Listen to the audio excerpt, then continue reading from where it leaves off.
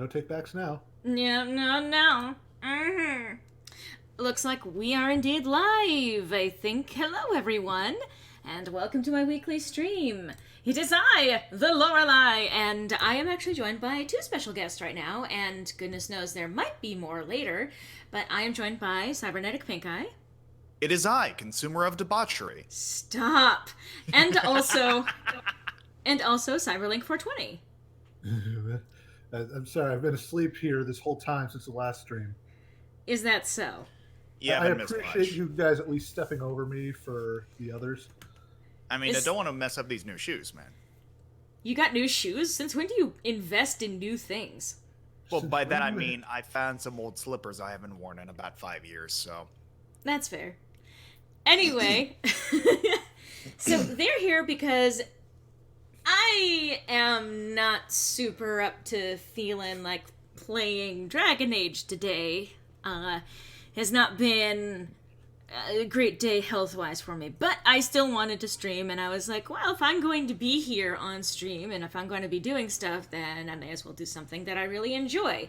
Turns out things that I really enjoy involve drawing things related to magic of the mundane. Yeah, you're having a human day. Every day is a human day. As far as anyone else is Oh, the concerned, anyway. I mean... This was a mistake. I could have told her that. I know. Oh, the non-existent humanity! Lord.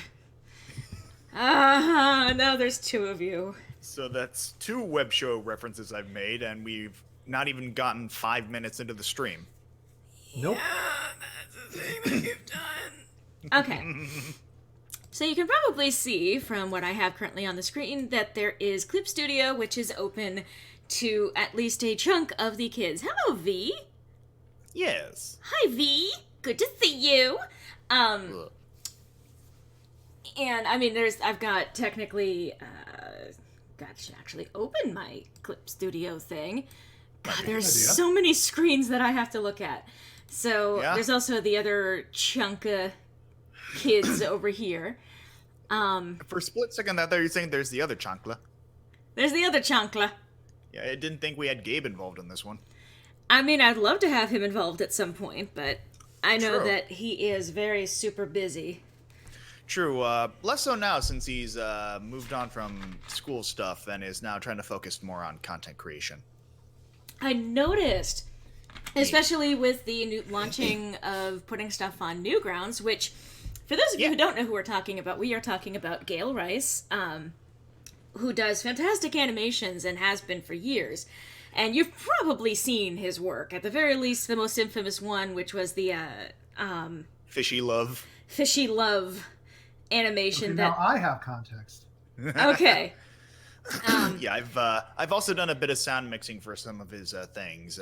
Most notably, The Hero and Smooch, a couple of Undertale animations. Right. So, he's recently launched a Newgrounds account. If you want to check that out, I'm sure you could probably even just search. I have no idea how Newgrounds works, but you could probably search, like Google search for Gail Rice, Gael Rice, Yeah. and probably find his work. Anyway, he is a super cool dude. I love him to bits. He has been through a lot, and I may give him major props for continuing to press on despite it all. So, if you want to go I'm support super fucking him, proud of him. if you want to go support him, please. Especially because, and this is just, blatant fucking plugging at this point, there is going to be The Seeds Just Stick to You Too, which I believe is still in production, correct? It is still in production. It's a follow-up to an animation. Oh, dude, you need to turn down your volume a bit. Oh, do I? You are... I'm going to turn you down on my end, but... Did I suddenly spike? No, you were... Well, maybe. You were okay volume, but then you suddenly got super loud. That's odd. I didn't touch anything. Well... Gail Rice, the unofficial voice of Mundane. I mean... Pretty much. Yeah, they do a lot of Mundane... He does a lot of Mundane-related stuff. Yeah. And I'm sorry, you were in the middle of saying before I interrupted you because you got loud. I was just gonna say that The Seeds Just Stick to You was... Well, it started out as just like a 1.5-page bit of fan fiction related to Alphys and Flowey, and that eventually turned into a radio play with the help of Kelly Boyer, aka Chi-Chi, providing the voice of Alphys. And that was picked up essentially by an artist, Smieska, who asked if she could adapt it into an animatic. Worked with her over the course of 11 months, and eventually we put together the animatic version, which was a bit longer. It's up on her channel. Yep. And now I am currently working with Gabe, who is doing the visuals and also providing the pardon me, the voice of Mundane. Chi-Chi is returning as Alphys for that, as well as another person who will remain nameless at this point. But yeah, they don't get a name until we actually introduce them. Yeah, because I guess it kind of goes into spoiler territory for it. Yeah. But suffice it to say, this person does a lot of amazing voice work. Both Laura and I have worked with them. Anyway. Oh, you guys, I'm flattered. Yes. I was even going to say, since we're plugging all of the things, go check out Sonic F on YouTube. It's a fantastic series, and it is written and many other things, including voice work by Cyberlink 420 here in Call with us. Yeah. This is our 10th anniversary year, and we have big plans. Yeah. That sounds ominous, but also exciting. Hi, folks. Both of those things. Hi, Bobo. Welcome, welcome, welcome to everyone who is trickling in. It's so good to see you. But yeah, so there's a lot of creative stuff that's going on. Still haven't started them. Yeah. Literally all the Will Smith posing. Yeah, I am happy to promote all of my friends and all of the talented people that I know and hang out with and all of that. And that kind of even ties back into what I'm doing here today. Yeah. So, since I last streamed and talked about Magic of the Mundane, I originally was just going to take 15, 20 minutes, talk about this game that I was so excited with, maybe show off a couple of animatics, and then I spent 2 hours with the help of other people joining in call with me, talking about the game and the setup and all of that. So if you're ever curious for the baseline about where conversation today is going from, the entire stream of the Magic of the Mundane chat is also up on my channel. Summary, for those of you who didn't watch it and don't want to have to watch a 2-hour video describing everything that happened, basically this is both simultaneously a classic D&D adventure as well as a modern setting D&D adventure. Basically it's literally anime. D&D the anime. Yeah. Well, sort of. Anyway, it's if anime was turned into D&D. There we go. Yeah, I mean, hell, even one of the major continents in the world is called Japan. Yep. That's the city. That's the fucking country they live in. They live in the city of Lockheed. And it turns out that as they go exploring, they go into a haunted house and they explore that, and they end up finding themselves possessed by the spirits or souls or whatever of a group of magical creatures or magical people from another world. Some people were possessed, others had already been discovering magic or been training with it for, at least a couple of years, some of them most of their lives. And we actually technically have 2 parts to this campaign. Those of us who have the fantasy characters get to also play, technically, an additional session, occasionally, exploring the adventures of those souls that our modern characters, inherited, which has been very intriguing. Mm-hmm. On the modern side of things, we have been slowly uncovering a plot involving necromancers, especially as tied to this other fantasy realm, and a plot involving a goddess named Dehia and her counterpart, a god named Shirabos. Fudge Dehia. Huh? Hashtag Fudge Dehia 2020. Yeah, that's a common mood. Because as far as we understood before, this Dehia is trying to, spread her light to other worlds kind of thing. Yeah. Yeah. Does anyone get hit by a bus? Not yet. Can't have an anime opening without running. I mean, you joke, but we've been tossing around the idea of making an anime opening for this, so... I mean, I even kind of did. Well, without the visuals, it doesn't quite count. Roughly. But I mean, like, there's the shorter edit of it that I did. Yeah. Anyway, so let's see. I'm trying to remember what else is relevant to explain outside of, well, a character named, let's see, a character named Weldon was revealed before, and I think I've mentioned before that unfortunately, Gabby decided to introduce a character that she made me fall in love with. I'm just saying, it's a problem. Sure. It's her fault. You can blame her. But anyway, That's what they all say. stop. But he is a half-elf wizard character who is very powerful. He has not yet exactly shown us the extent of that. And he showed up just before a ritual was being cast to open a portal to the other side to let through some other antagonistic figures, other followers of Dahia. So you could say he's got friends on the other side. I think I literally made that joke. Yeah, fair. I still love the fucking other side. Anyway, I'll get to that in a second.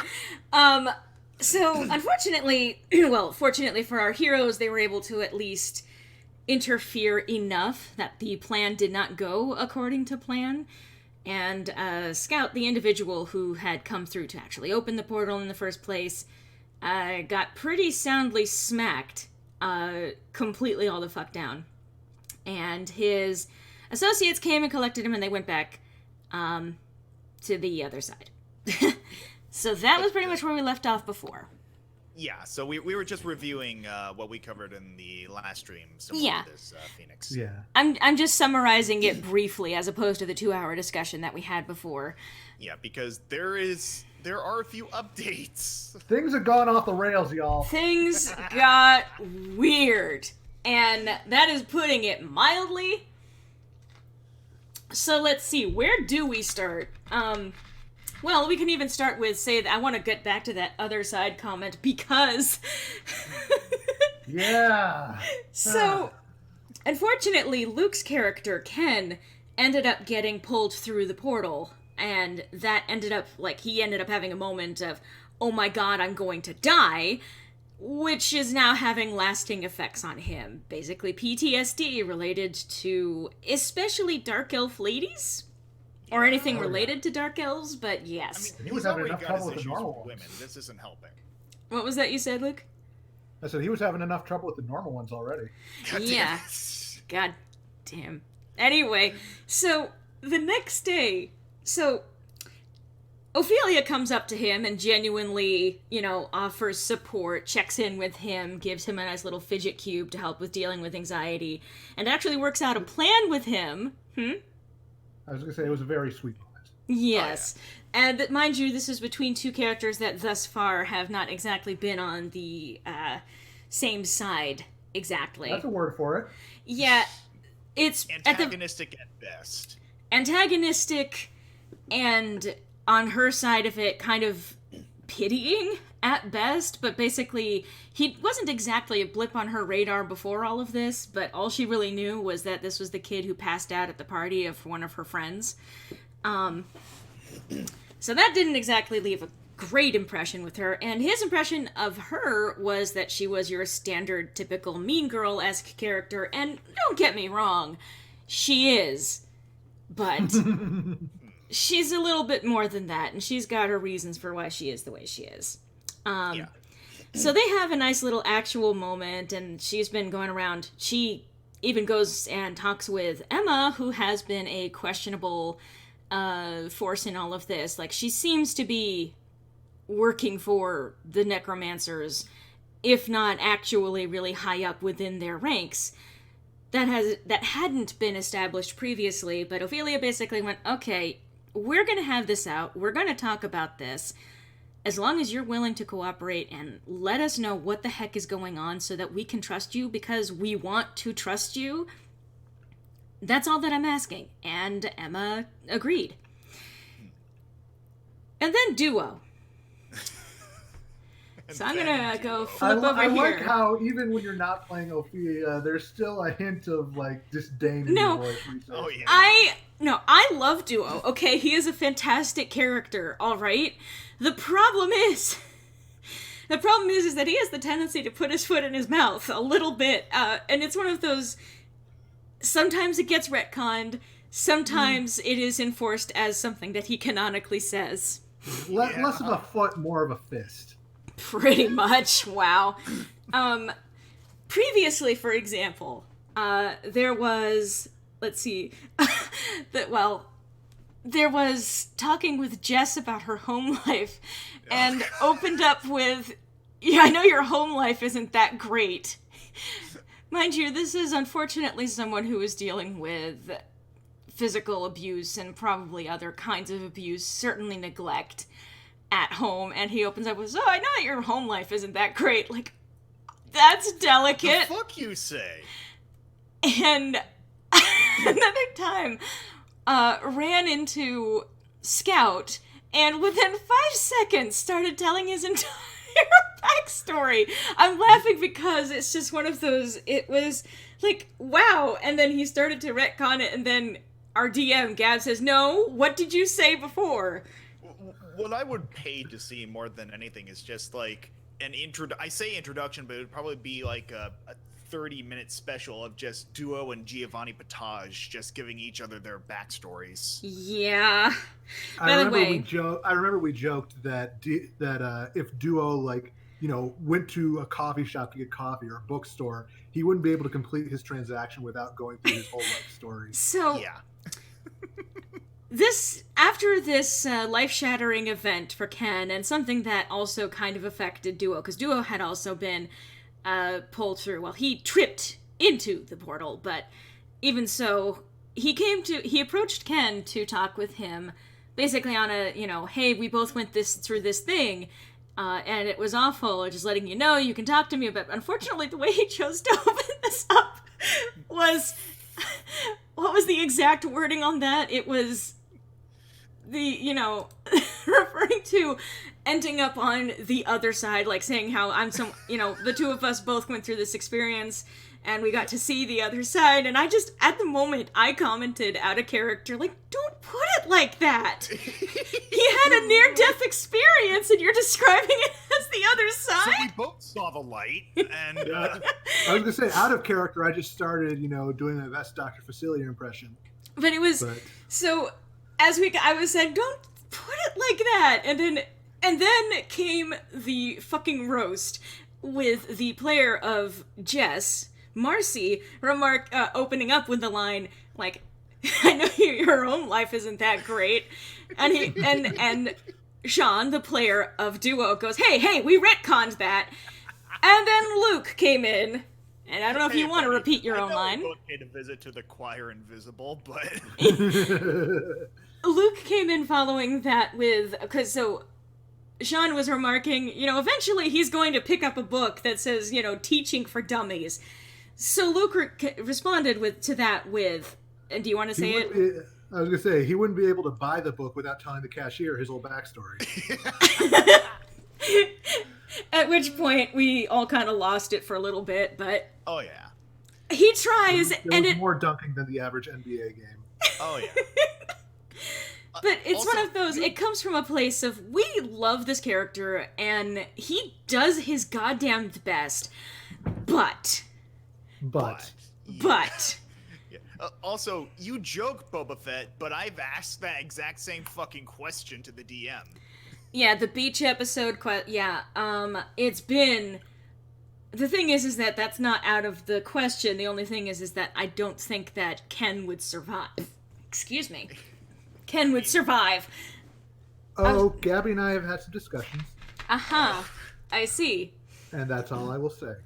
I mean, yeah, I worry for the boy. He'll need to bring an umbrella because he strikes me as the type who would turn just bright red other than tanning. Yes. Well, and that's also technically the case for Ophelia. She's very, very fair-skinned, as you can probably see from this picture. Yeah. But... So, okay. That encounter happened. So Ken and Ophelia agreed based on a mutual dream that they'd been having. So our characters, the ones that have been possessed by souls from the other side, now that I keep using that phrase, it keeps, popping out of me. But anyway, they share these dreams along with Tycho and Louis, two of their friends. So Tycho here, the blonde girl, and Louis, this dude with the slightly green hair over here. They're sharing these dreams because they were all possessed by people from this party, this adventuring party. Yeah. And Bryn here, the little pixie, was originally part of that team, and she ended up kind of coming through. Not possessing anyone, she just is a pixie. She's along for the ride. Yeah. Let's go. Time for questionable fan service and dudes getting beat up Babaka. Yes, I forgot. Fear of women. The poor kid's fucked. Yeah, a little bit. Yeah. More than you know. More than we know, I'm sure. It goes back. Yeah. So they all have the fantasy sessions that we have are basically that the characters are having dreams of memories of the experiences of the people that they are possessed by. And it's sort of slowly unfolding the other half of the story leading up to the point where they were sent through to our characters. Yeah. And they had another dream which they encountered Weldon, who they had only just met the night before. And in this dream, he had been a total fucking asshole. He came in and That's a word for somebody who gets stabby. Yeah, well, he ruthlessly took down pretty much everyone that was associated with this particular shop with one last final attack on the last person standing, brutally stabbing them with a sacrificial dagger, and then just leaving the dagger. Yes, well, that entire dream is one big flash. It's not all one big flashback. There are multiple dreams. It's a bunch of sequential flashbacks. Yeah, basically all of their dreams are flashbacks, but it's not all one big thing. Yeah. So with that, and they had a conversation with him where, with Weldon, their fantasy counterparts, and it didn't exactly go well. He either ignored them or got pretty clearly pissed with them. And at the last bit of resistance that these characters had to letting him just get away with everything that he was doing, he ended up using a suggestion spell on Vinny, Luke's character, past character, to make him move out of the way. So again, agency completely stripped and all of that kind of thing, and he got away with it in the end. And it was also implied that he had attacked a member of the team by the name of Sam, who pretty much, Vinny and Peak, my character, have adopted, as well as Ham, who is Tycho's fantasy counterpart. He's a cat. Yes, he is a cat. And he likes fish. Anyway. So seeing this other side to Weldon ended up raising some concerns, because it's okay, what's his plan here? What is the sincere version of him? Is he plotting against us? Is he going to try and kill us, etc.? You're also leaving out another important factor, and that's what Ken deduced that night of the attack. I'm not leaving that out just yet. I'm just saying that was... It raised some other questions, but if you want to talk about what Ken deduced... So, yeah, when they were going through that last big attack where, the scout was against them with the cultists and Ken almost died and everything, he picked up on something. Specifically the fact that Weldon knew their names, all of the modern kids' names, despite having never met them. Mm-hmm. And he made some other allusions to how he didn't know, say, that the town had a toy store and other weird stuff like that. And Ken kind of deduces, wait a minute, this guy knows us. How? Gears start turning and he realizes, okay, this guy has lived through all these events once before. So he basically confronts him face to face and is okay, bad future or parallel timeline. and he more or less tells him, "You don't want to know, kid." So naturally, between that and the stuff in the dream, he wants some answers. Yeah. And Ophelia happens to agree, and so they make, like, there's a lot of other shit going on. Like, Owen keeps being a fucking, like, sneaky little shit, making plans. He has his reasons, and, like, I don't disagree. It's an explanation, it's not an excuse. Yeah. I mean, I will say my character Ophelia is also guilty of, sneaky shenanigans. Some things that are still in motion. But Owen has been secretly talking with members of the team, like pulling Jess aside and repeatedly pulling Prin aside and having her swear to secrecy certain things that, he was interacting with her, asking her about. Yeah, Owen being my character, by the way. Yeah. That wasn't obvious. The red-haired... at the far right there. Yeah, the redhead dude over here.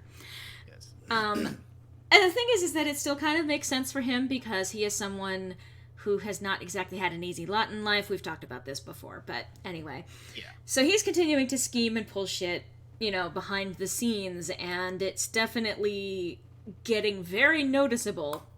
Ken certainly noticed it, especially because Prin usually spends most of her time around Ken. So every time Owen's like, "Hey, can I pull aside Prin for a sec?" Ken's like, okay. So Ken and Ophelia set out to actually go and meet up with Mundane. They also are joined by Louis, who is the one who is possessed by Sam, the one that effectively Vinny and Peek have adopted for the most part. Yes. And he's not doing so hot because in the dream, Sam not only apparently had his ass handed to him at some point, but also because of that, there was a lot of, like, this is why you don't get yourself involved with, dangerous things, don't go running off like that, make sure you consult us first, and it managed to strike Louis pretty hard. So much so that he didn't feel like actually even coming to school, apparently, that day. But he did join up with them on their way over to actually see Mundane. Mundane, whom they suggested that he get a job at the toy store in town. And he got the job.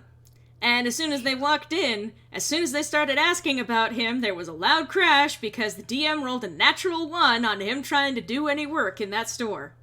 It was the perfect fucking way to reintroduce him, and we lost our shit for a little while. But, so the kids pulled Mundane aside, and they had a chat that literally changed the entire game. Yeah. Like, that's not even an exaggeration. He did actually go on to explain certain things. Like, let's start from the bottom tier of things, of revelations, that he showed up in the dream as this asshole guy, and he was like, yeah, I was afraid you would see that.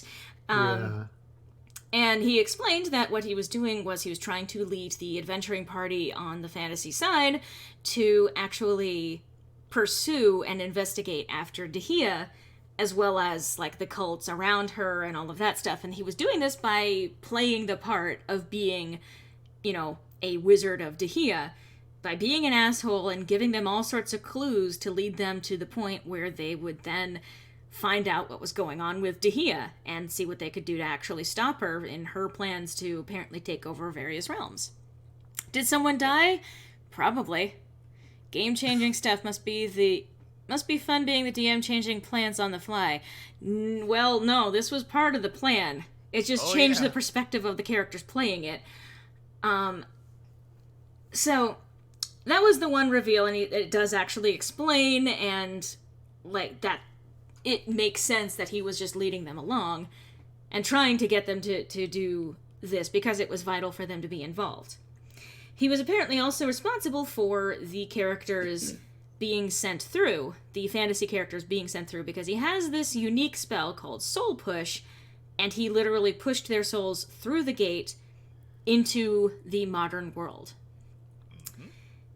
And he did that so that they would appear to be dead on that side, so that it would cover and that the they would not be attempted to be killed, basically, and to throw off suspicion about them. Yeah.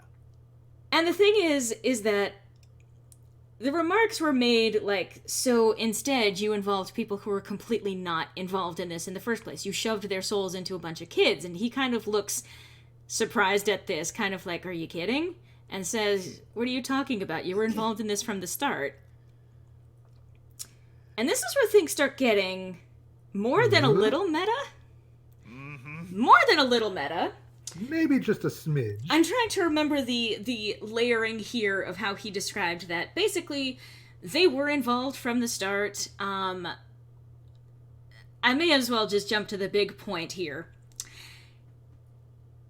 So, he let slip, by accident, that not only are there gods in... So, okay, there's a lot... Okay, let me go back then, actually. He explained that one of the things that happened with him... Okay, this was... I'm, like, backtracking through my memory, and my memory is fucking shit. So, when confronted about the alternate timeline and everything like that, that was our original campaign. There was an original attempt to do Magic of the Mundane that unfortunately fell apart because schedules kind of clashed, and it's a very long story. Yeah. This isn't just a reboot of that campaign. This is literally a Delta rune to the Undertale that was the original Modern campaign. Right. And Weldon is essentially Sans. He is someone who, in that timeline, at one point, the world stopped. Time stopped, nothing changed ever, and he was stuck there for 2 years, with everything having been completely halted. Silly YouTube channels and their reboots, that's okay. Are they teenagers with attitude? Shoving souls into kids, it's totally ethical. Yeah, it depends on whether or not it's the 90s. Jesus Christ. Anyway. I mean... You're not wrong. But... Okay. So he was stuck in this time-stopped... He was stuck in this time-stopped world for 2 years, and the way that he got out of it is that, well, he said because the world was abandoned by its gods. But then one of them came back and offered him a chance to go back and help direct things across their proper path. And so he was sent back to, once again, the same alternate fantasy timeline, and that led into the current Magic of the Mundane timeline with these kids.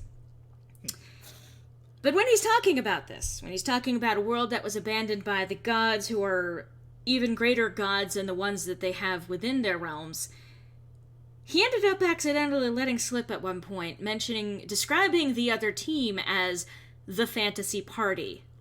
Now, he said this in front of the 3 biggest nerds on the team.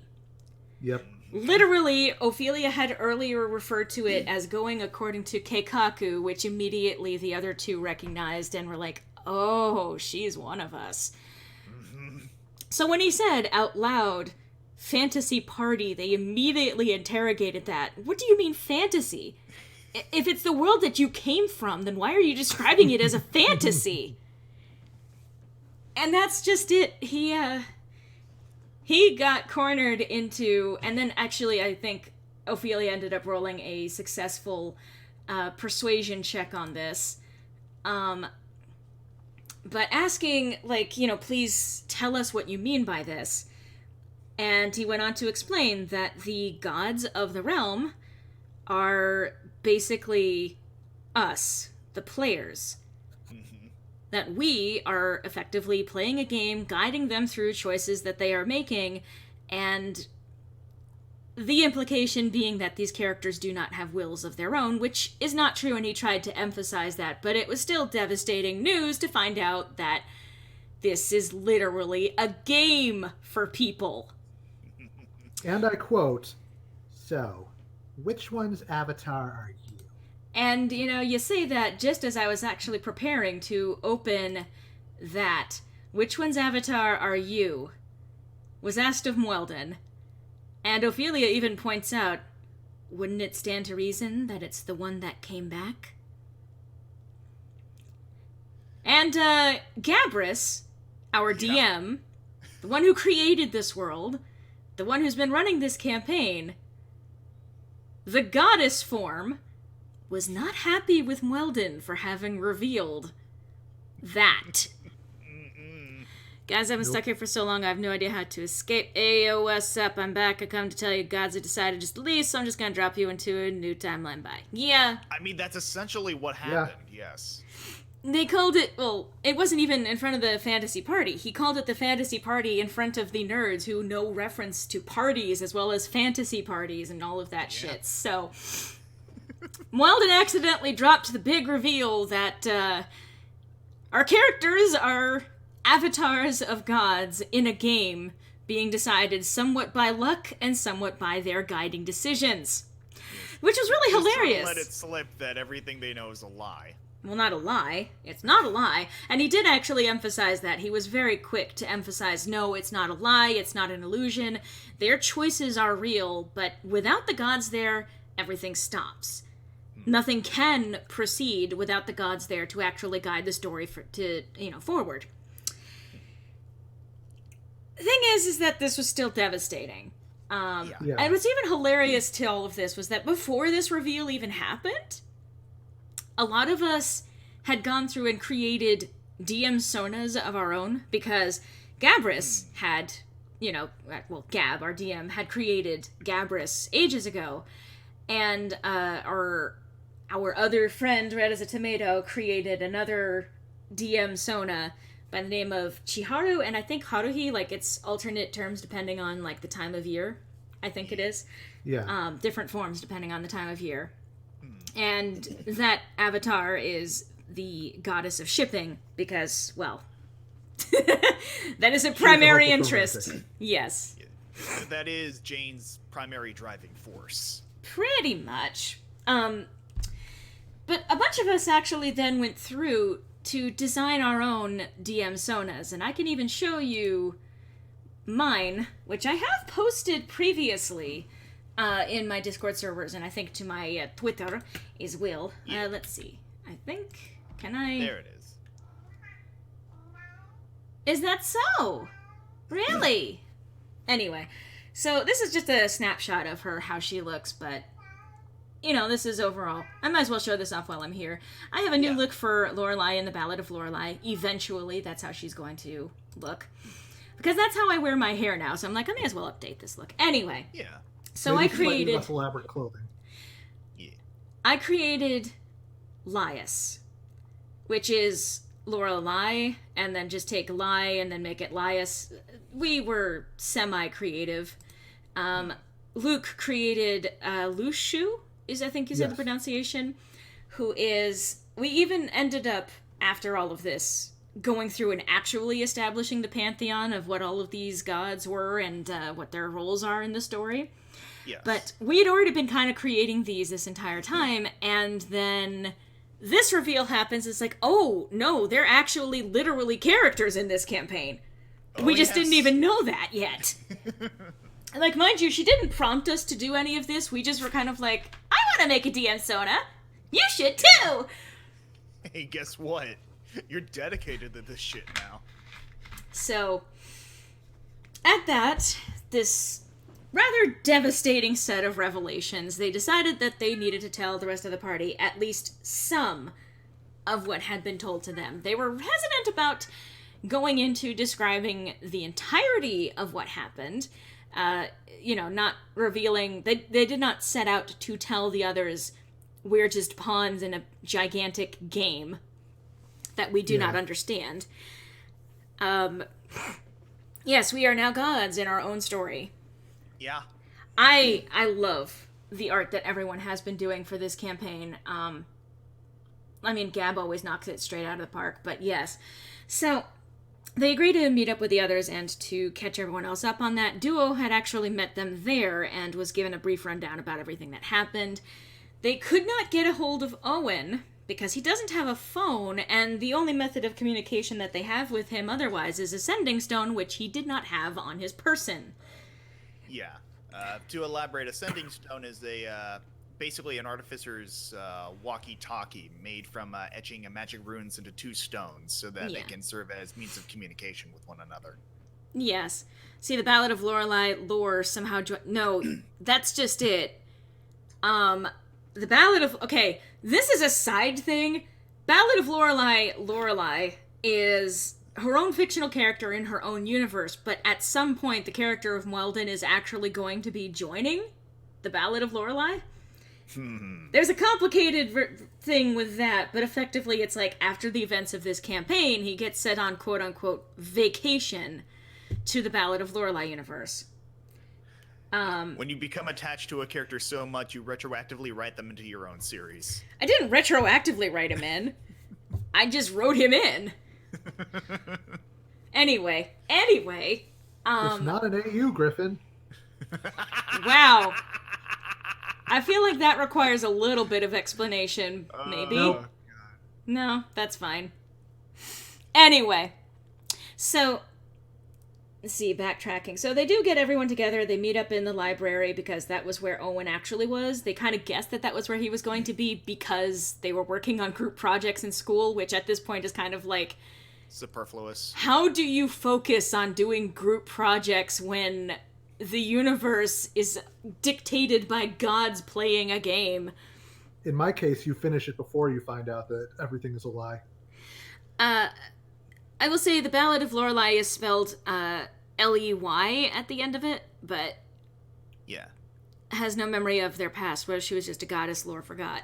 Yeah, no, there's actually a specific time, a specific story involved with Lorelei's amnesia, and that will be eventually revealed in time. But, yes. So, let's see. So, they have it out, and they explain everything to the others.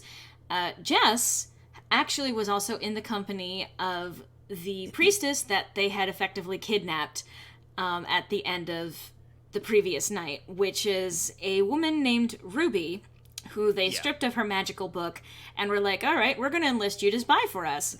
You're going to let us know if you see anything unusual around town, and you're going to work for us, or, you know, because you don't have any choice. If we send you back to the other side, they're just going to punish you, so you may as well work for us, because we're not going to kill you for no reason. So she came along to this meeting, as well as Owen, and pretty much the entire gang was there. And they explained what they had what they had learned from Weldon. And well, some of it, but Owen was immediately suspicious because it was very clear that they weren't telling the whole story. Because it's Owen. And he can't trust Weldon as far as he could throw, well, anything. Owen can't throw anything particularly far. Yeah. I mean... That is the point. So, to clarify, Phoenix, in this fictional multiverse, you have the Ballad Lorelei. Yes, that's one. Live-action lore from Griffin's video is also the same Lorelei from the Ballad of Lorelei. That's all technically same universe. Yeah, it just happened to be live-action that one time. Yeah, I am not Toriel. I have played her, but, like, I do want to set the record straight on this. As much as I kind of identify with her and have a lot in common with her, I am definitely not Toriel. Yeah. And the DM Lore is not Spock. Why is the lore multiverse confusing? It's not that confusing. Not if you pay attention. Wow. Wow.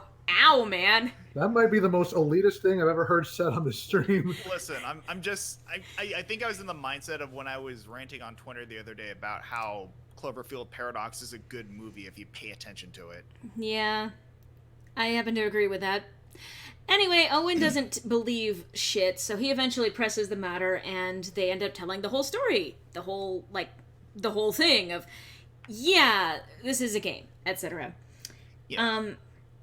Ruby is not okay with this, and I think it was explained that Weldon basically tells her that whatever she thinks she is, she doesn't know the whole story, and that Dahlia is a crock.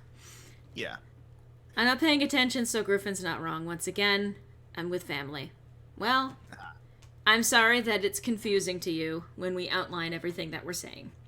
Yeah. I believe the exact words were, I don't care what alignment you think you are, you and they are not working towards the same goals. Yeah. And Owen's trust, especially in Weldon, but anyone who is quote-unquote from that other world... What? Hi, Garrus. Everyone's a critic. I know, God. Anyway, No, Gab isn't here. Anyway, so Owen actually pointed his goddamn gun at Weldon and is like, so we're just taking him at his word? How Pretty can we really... much. And this ended up actually pissing off everyone else. Ken of all people. Ken, especially Ken. Ken, who has never had a spine a day in his goddamn fucking life, suddenly started tearing into Owen, calling out things like, what do you mean about keeping secrets? What about all of those secret meetings you've been having with Prin? What do you mean we can't trust people from another world when you keep consulting with Prin? You wanna fucking go? Like, he was probably about to actually punch a motherfucker. Oh yeah, he was like inches away from like grabbing him by the scruff of his collar. Yeah. Which is just, it was actually a point of conflict, but they were able to settle things down for the most part. And then... That's a word for it. For the most part. And Ruby ended up being kind of... So, I forget exactly what it was, but she ended up being very obviously upset by everything. And they tried to reassure her, but they're like, you know, you can work with us. And then the convincing argument was revenge. And then she was like, you know what? They brought her into this cult, made her believe something like they taught her that this Dahia was everything and that was her life. She had been saved from a bad spot through her faith in Dahia, and only to find out that not only was that false, but also none of it was real anyway. Yeah. But they were targeting Weldon and saying that he was a liar, but, like, this was the stuff that he was saying, so it's like, they were trying to kill him to silence him, so it all just kind of clicked together of, yeah, they were trying to stop people from learning what Weldon knew. And so she started ranting about, you know, how sick she was of having to answer to Scout, who was her superior, because he was just a 19-year-old kid who doesn't even fucking know how to, you know, do anything. And he's giving orders, and he's basically only there because of nepotism, basically. And then she mentions that it mentions the 4 wizards of Dahia, which Weldon had mentioned before, himself being one of the 4 wizards. But by this point, he goes, no, you must be mistaken. I'm not a wizard of Dahia. And she goes, no. I was only pretending. I was only pretending. And she goes, yeah, no, we knew that. And then she revealed that there is actually a new 4th Wizard of Dahia. And in describing her, people on the team immediately recognized that it was their classmate, Emma. The one that was Jess's childhood friend, that they have been slowly reconnecting after a few years of drifting apart, that Jess has been realizing her feelings for. And who has kind of been at the center of everything thus far. She was the one that led them to the haunted house. She was the one that's been kind of guiding them on this path. She's been supposedly trying to dissuade them from looking further into it, but... Yeah. And the thing is that was kind of the final blow for a lot of things. Yeah. Jess... I was going to say, Jess ended up being about to actually storm out and confront Emma directly, but Ophelia stepped up and actually stopped her and explaining, no, I think that there's still a chance to save her from this. I think that, you know, based on the conversation that I had with her earlier, that she is at least willing to communicate with us, and we might be able to get some answers and see what we can do to rescue her from this path. And that calmed Jess down, but Owen had pretty much had enough at that point. He was sick and tired of everyone just taking Weldon and Ruby at their words that this was in fact, and just coming to accept it and reacting as if that's just the inevitable truth of what everyone has to deal with now. Like, and it was... Okay, so no one wants to actually look for any proof that any of what these people are saying is actually true? And I remember you specifically saying... I remember you specifically saying at the time, too, that it was the implication of there being yet one more secret that Ophelia had had this conversation with Emma, and that it was just one more secret that had been kept from him. One more thing that he did not know about that actually pushed him over the edge, and he left. Yeah, he does not care for things being kept from him. No. And he ended up having... he ended up having something of a small meltdown upon getting home. Yeah. He was very close to breaking his sending stone. Which as well would have been a very upsetting thing, just in general. Yeah. Very inconvenient, too. So many secrets. Oh, yes, lots of secrets. So Jess went to go, actually, because there were plans to hang out with Emma that evening, and of course Ophelia said, all right, go ahead and do that. Don't reveal what you've learned here. Just go and spend time with her as, according to plan. Don't let on what you've learned. Just continue to reaffirm your bond with her. I think that that's going to be important going forward. So, Jess took that advice and then started making out with her. She basically went over, confessed her feelings, and they pretty much locked lips and became a unit. They are, in fact... It was very cute in an, oh god, this can end horribly kind of way. It was... when you're snogging the enemy, that raises a lot of complications. But is she the enemy, though?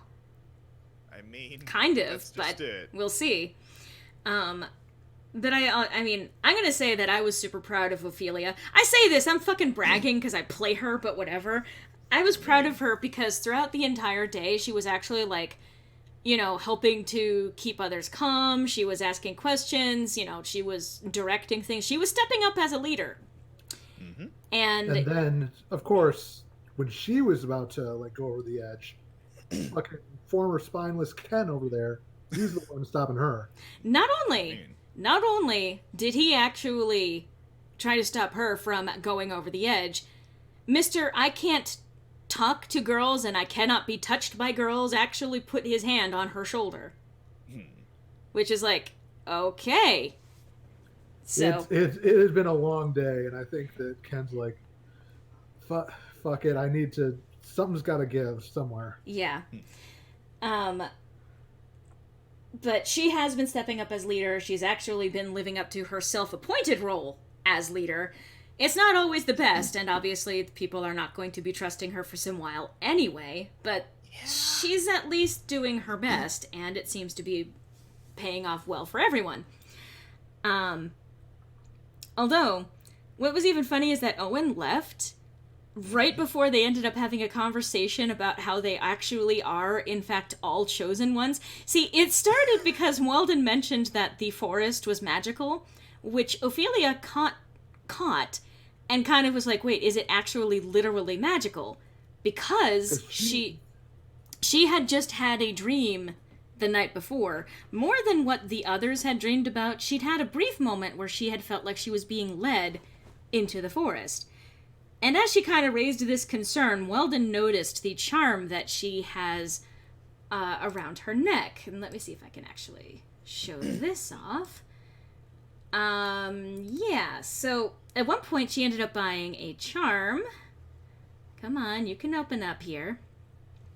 So it looks like this. It is a white diamond with what looks like a blue star in the center of it. It has what looks like some fairy wings or pixie wings, as well as a couple of leaves, like a set of stone leaves, attached to this charm. It's actually very small. Like, relative to her size, it's literally what you would expect to find as, like, a little necklace charm. But she was wearing that, and Weldon noticed it and identified it as being a charm connected with the Archfey Titania. And she was like, wait, what? And yeah, apparently Titania had chosen her as a champion, or something along those lines. And so she's like, wait, so I'm, like, literally a chosen one? She's all pleased with that. And then Jess what was the order? No, it was Ken. It was Ken. Ken is like, yeah, I found this book in my attic, and Weldon's like, she just gave you that? And it revealed that he was going to also be gifted knowledge, among other things, that he is also yet another chosen one being called to action. And then Jess pulled out her ring, which she inherited from her grandma, which connected her with yet another, I think it's goddess, Baal. Baal, yes. Yeah. Basically goddess of vengeance / justice, among other things. And Duo was trained by an interdimensional adventurer himself. So literally all of them have chosen one narratives. Literally all of them. So Ophelia's like, I guess I'm not that special. But yeah, no, everyone was literally the chosen one. And because here's the thing, that was why Weldon was saying, what do you mean uninvolved? You were all chosen from the start. Among other things, because they were characters created by us, the players. Yeah, and some of whom had already gone through this once before. Yep. So, a heck of a lot of reveals. I will say that I had fun with Ophelia's last conversation of the night. She actually waited until everyone else had left the room to talk with Weldon and kind of briefly like, so, 2 years in a world where time stopped, huh? And basically offered, like, if you need to talk about this or if you need anything from us, like, you know, we owe you for everything that you've actually told us and things that must have been hard to deal with. And so she offered sympathy, and he appreciated that. And then 2 years in the void? That's rough, buddy. Yeah, it's a rough thing. Touching a girl's shoulder. Progress! Yeah. You have no idea. It's not an anime without the chosen one cliche. I mean... Yeah. And at the end of... After that, she also pulled out the sending stone that she actually got from Scout when they had met. Mentioning, because they had also covered, like, the possibility of at least letting them know that the goddess that they worship was not the goddess that they think she is, that she is actually a pretender.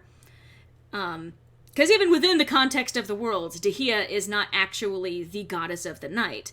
She is apparently a replacement goddess who is taking that worship unto herself and then manipulating circumstances to gain power. Nobody is sure what happened to the real one. Yeah. So they were like, part of their plan going forward is to see about at least letting these 4 wizards of Dehia know that their goddess is not a goddess, that she's a fucking crock. Sure, because go over well. Either they are going to be angry at having been deceived and they might turn back from at least helping her, or they're going to commit to it, in which case our team has lost nothing because they were going to be enemies to the team anyway. But now they can at least throw a potential wrench into the works. And that Ophelia's pointing out, we have a direct line to at least one of them if we ever wanted to initiate that. And Weldon kind of mentioned offhand that if there's anyone who might be swayed by some kind of argument, it would probably be Scout, because he is this kid who's, like, just trying to figure things out, I guess. He's still young, he's still an asshole, he still tried to kill everyone, and he is Most still... children are assholes. Yeah. How does Evelyn fit in with the whole multiverse? She doesn't. Yeah. A funny story. Evelyn fucking died the last timeline. She got murdered by a young guy. They're talking about Evelyn, my character in Dragon Age. Oh, well, there is also an Evelyn who died in the last timeline. Yeah, there's some characters who were murdered by a serial killer who turned out to be another NPC, but long story, and that book is officially closed. So there is a character named Evelyn, but she has 2 N's in her name. Evelyn Amell, does not fit in with the multiverse. That is literally all within the Dragon Age universe, and that's completely unrelated to this. But yeah, so Weldon mentioned that Scout was likely being punished for his failure to do what he had set out to do, which Ophelia's like, so you're saying there might be another rescue mission on the horizon? Which Weldon was like, maybe. Like, I don't recommend trying to do that, because, you know, he's kind of murdery, but, like, you know. Yeah. But, so that was where that session ended, and then, actually, earlier this week, later after that session, we ended up having another fantasy session. And this time, it was actually a module that was adapted for our session, so, like, some of the story elements were just kind of changed around, and it was made specific to our characters, as well as Weldon being involved. my understanding is that generally speaking, all of our fantasy sessions are existing modules that Gabby adapts for like storytelling purposes. Yeah. But the long and short of it is that our team was hired to kind of check out a village that this noble person had purchased the deeds to and had sent workers out to, or had hired workers within the town out to do. In this particular village, its most distinct feature, because it's called Silverleaf, because it has trees that, through a twist of magic, produce literally silver leaves. As in, you pluck a leaf and it's silver. It's literally silver that you could, like, melt down and... Anyway. Yay, money tree. Literally. So they go to investigate, and as they enter into the... Because they go there and they find that things are really overrun, things have not been taken care of the entire time, and they find that the place seems to be completely abandoned. So they go into the orchard of the trees to see what they can find. On entering the orchard, they find themselves shrunk down to roughly pixie size. Mm-hmm. Except for Prin, who just stays pixie size. But she can no longer fly. They had some adventures with that, including some rather innovative ways of getting around some of the obstacles, including corralling a bird to actually fly them over to this table that was set up in the middle of the orchard. And upon getting over to the table, having heard that there was a strange man who set it up in the first place, and then there was a flash of light, and then everyone shrunk, they get over there, and Vinny is the one to get there first. And as soon as he sees Weldon on the table, who was also miniaturized... God. Anyway, you said something, but I was talking, so... Yeah, never mind. Anyway. As soon as he saw Weldon, he immediately jumped off the bird to basically attack him immediately. It's like, this is a reconnaissance thing! What are you doing? But no, Vinny was mad. So, he went after him. Vinny was in full on, I've had enough of this dude mode. Yeah. Oh yeah, and so was Peak when she heard who it was. As soon as she got over there, she immediately grabbed him by the fucking collar and was like, why the fuck am I not surprised that you're involved? She did a lot of tossing him around, which, again, is one of those, he could have killed her. Yeah. We know that he wasn't going to, but he could have, if he'd felt like it. But he ended up, so, yeah, originally Vinny was going to destroy the orb, which was apparently the focus of the spell, making everyone mini. Peak stopped him and was like, you might kill our chances to actually reverse this spell. Through some investigation and actually convincing Weldon to help them locate the spell so they could fix it. Which, for me, was hilarious because I've had a lot of really not great rolls this entire campaign. And then I got like 2 natural 20s in a row, especially involving persuasion and insight and things along those lines.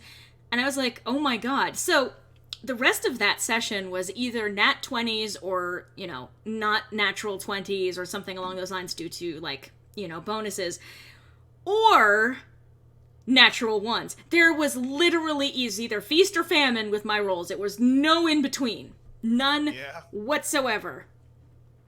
So she was able to convince him, and they were able to actually work out what to do. Vinny insisted on being the one to cast the spell to reverse things, and ended up missing the target a little bit by making Weldon the only one to return to full size. Peak actually My pride was at stake. I mean, kind of fair, except that, again, if Weldon had intended to kill them, that would have been bad. That would have been very, very bad. When it's live. Hi! Yeah. Hi, Dubo. Dubo? Okay. Yeah. So, let's see. So, Peak actually managed to convince him, again, really good roll, like, hey, so, we saved you, do you want to return the favor? And he's like, yeah, okay, that's fair.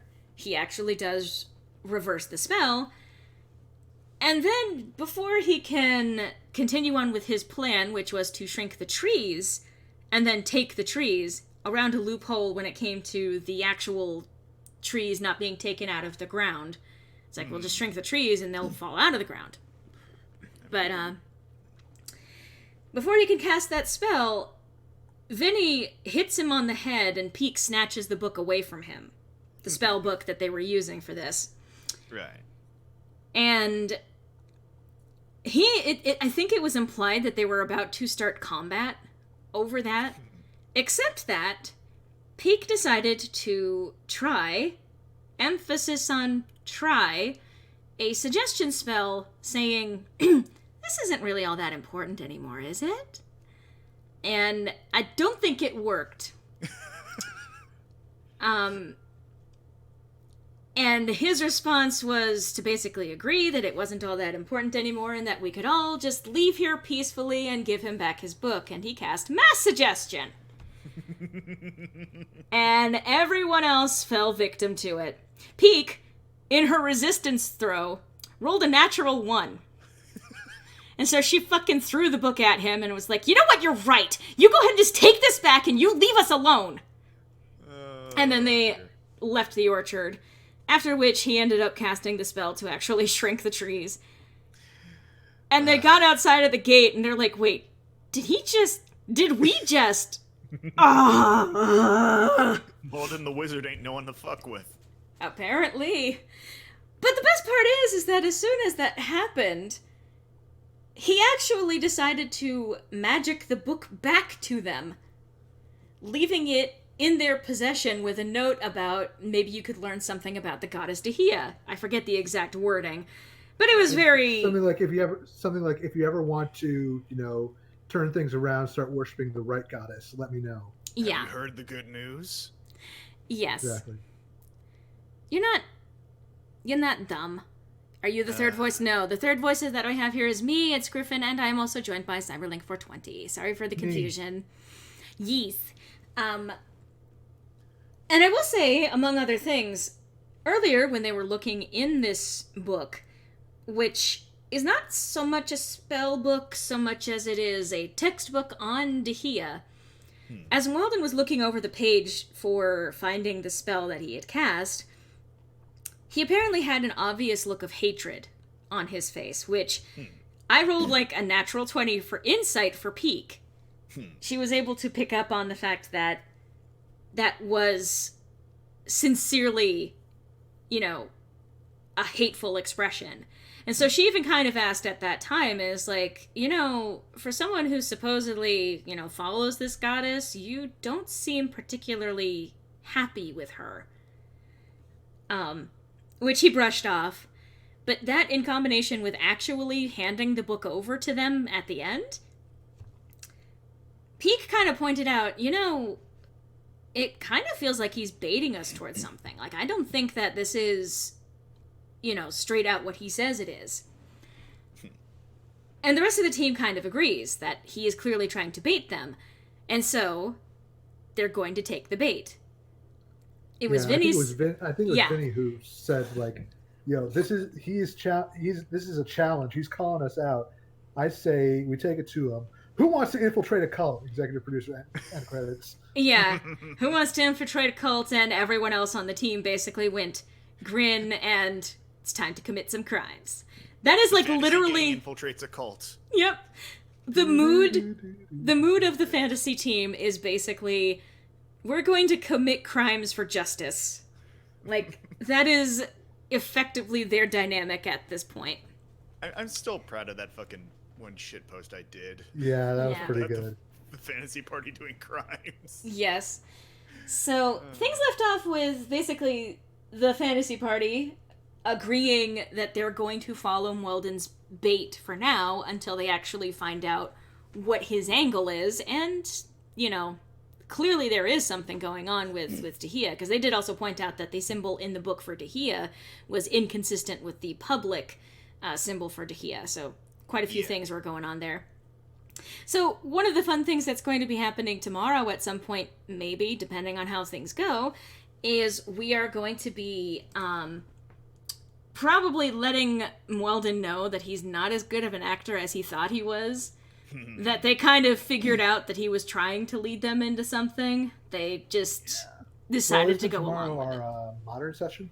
Yeah. Yeah. So I I thought you said, were talking about the fantasy party. no, I was talking about Ophelia, among others, the party going to tell him about, hey, so we saw what happened, and you didn't trick them as well as you thought you did. Like, they knew that at the very least you were trying to bait them into something. They just decided to agree to it. Yeah. Who doesn't want to infiltrate a cult and do crimes? Also, Fantasy Party is now Night in the Woods. I mean, kind of? Be magic, do crimes. Be magic, do crimes. Yeah. And that's just it. I love the fucking Fantasy Party. They clicked immediately. I know we talked about it last time, but, like, they met by putting on a show that was so fantastic that, you know, they ended up getting a bonus from all of the income from the innkeeper. Excuse me, cat. Garrus, what the fuck are you doing? Why are you full of Numies? What's going on? Cat. What is wrong? What is wrong? He's pacing and running back and forth in this room right now. Anyway. Yeah, I do the same thing. Yeah, it's kind of a mood. I would run if I could, but nah. So anyway, that's where we left off, and tomorrow is going to be our next modern session, introducing all of this back into the modern characters and trying to figure out how to deal with all of this, and at least 3 of us have voted to traumatize our children. Yeah, I haven't told them what, but Ken's going to get up to some stuff tomorrow it's going to be a rough session. It's going to be a rough session for a lot of us, because we are at the very least starting off with Jess decided to hook up with Emma, who is revealed to be one of the people actually working for Dahia directly. And we've got Owen, who is already suspicious of pretty much everyone in the party and kind of tired of being kept out of the loop of things. Yeah. Despite being a sneaky bastard who keeps trying to keep secrets from everyone else. But you know, it be how you do. Yeah. Cat, what are you doing? Stop that. Stop it. Anyway. So we're obviously excited for that. So that took an hour to describe. The original plan for today was, you might be able to tell from the title of the stream, I was actually going to do some art related to Magic of the Mundane, and I'm probably actually going to do that. Yeah. The idea that I was going to take suggestions from the folks in call with me for potential Modem-related doodles while we chatted about certain things. But yes, that was catching y'all up to date on all of the shit that's been happening with our kids. Yes, an hour and a quarter long recap for you. I mean, there you go. So, Luke, do you want first pick? I'm trying to think. I couldn't really come up with anything I really wanted to see. Has anybody drawn the hug yet? Which one? Jess and Ophelia. No, I don't think that's happened. So I would like to see that. I can do that. So at one point, because Ophelia had calmed Jess down from actually just going after Emma and reassuring her there's still a chance to save Emma from all of this, Jess gave her a very sudden hug and then was like, don't say anything. And Ophelia's response was, I wouldn't. Oh, that even reminds me, there was a fucking hilarious moment. Well, hilarious. But there was a moment of, God, how do I draw a hug? Earlier in the session, Ophelia had mentioned to Ken in the sense of, like, he was asking her to keep it on the down low about what his plans were with Weldon. There we go. And God, I think actually she's taller. Yeah. If I can get that right. Anyway. And asking if she can keep a secret, and she's like, you can probably know, you probably already know that I'm very good at keeping secrets. And at the end of it, Owen eventually remarks sarcastically about how he is very good at keeping secrets. And again, tonally, they're 2 completely different things. Yeah. Around the same fucking phrase. Yeah. Alright, let's see. I need to get more practice doing these kinds of things. I am not all that good, actually, at drawing, like, people interacting with each other. That's okay. I'm just not all that good at drawing. Same. Guys. I mean, it's my own fault for not practicing. I know that. Yeah, kind of, a little bit. Yeah. God. I can't even remember the last thing I fucking drew. Time zones and insomnia being busy, but... I mean... God. Subscribe and get notifications from the channel. That'll help too, but also all of the videos do end up getting posted to the channel. I know that not everyone can be here for, like, every stream, especially because at the time of day, because I have it scheduled around what works for me and my sleep schedule. I know this is incredibly late as soon as you start going across the sea. Okay, so... I am not good at rendering hugs, so if this doesn't turn out perfectly great, I apologize. I can always try, but time zones are in fact a bitch. Yep. Ah, boy. So, but anyway, so before this, and I know that we mentioned this before on the last time on talking about Magic of the Mundane, Z. Yeah. That we had been on a month-long hiatus, leading up to this last session, and it was driving us, like, actually crazy. We needed our fix. The thing is that after playing this last session, it didn't help. Because... Well, I mean, it did and it didn't. It did and it didn't, but we ended up being in that position of, okay, so we got our fix, but now there's so much more that we want to do. And we are excited about tomorrow. And actually, okay, how do I fucking do a hug? Excuse me, sorry. No worries. We are excited for tomorrow, which is to say, we've been making plans this entire week about how we are going to make things worse for our children. Yeah. Some of us more than others. You say that. I think pretty much everyone... I mean, maybe some of us more than others. Like, I don't think that Sean has done much to plan to torture Duo yet. I mean, yeah, Duo does that himself by just existing. Wow! Stop! Ouch! Not saying it's his fault. No, I'm just saying... Exists, therefore he has a target on his back. Well, it's not his fault that at least 2 members of our team literally hate him for stupid reasons. Yeah. Okay, let's see. That's okay, because another one thinks of him as a dad, so it balances it out. I mean... Oh, boy. So, let's see. Hands! The fun thing to draw for every artist! Every single one. Oh yeah, we all love it. It's the best. Art is so much easy when you're drawing hands. Give me that good hurt hands. Sentences that you say. Just be happy I didn't make a Mr. Hands joke. Oh god. You want to catch these hands? I want those hands. No.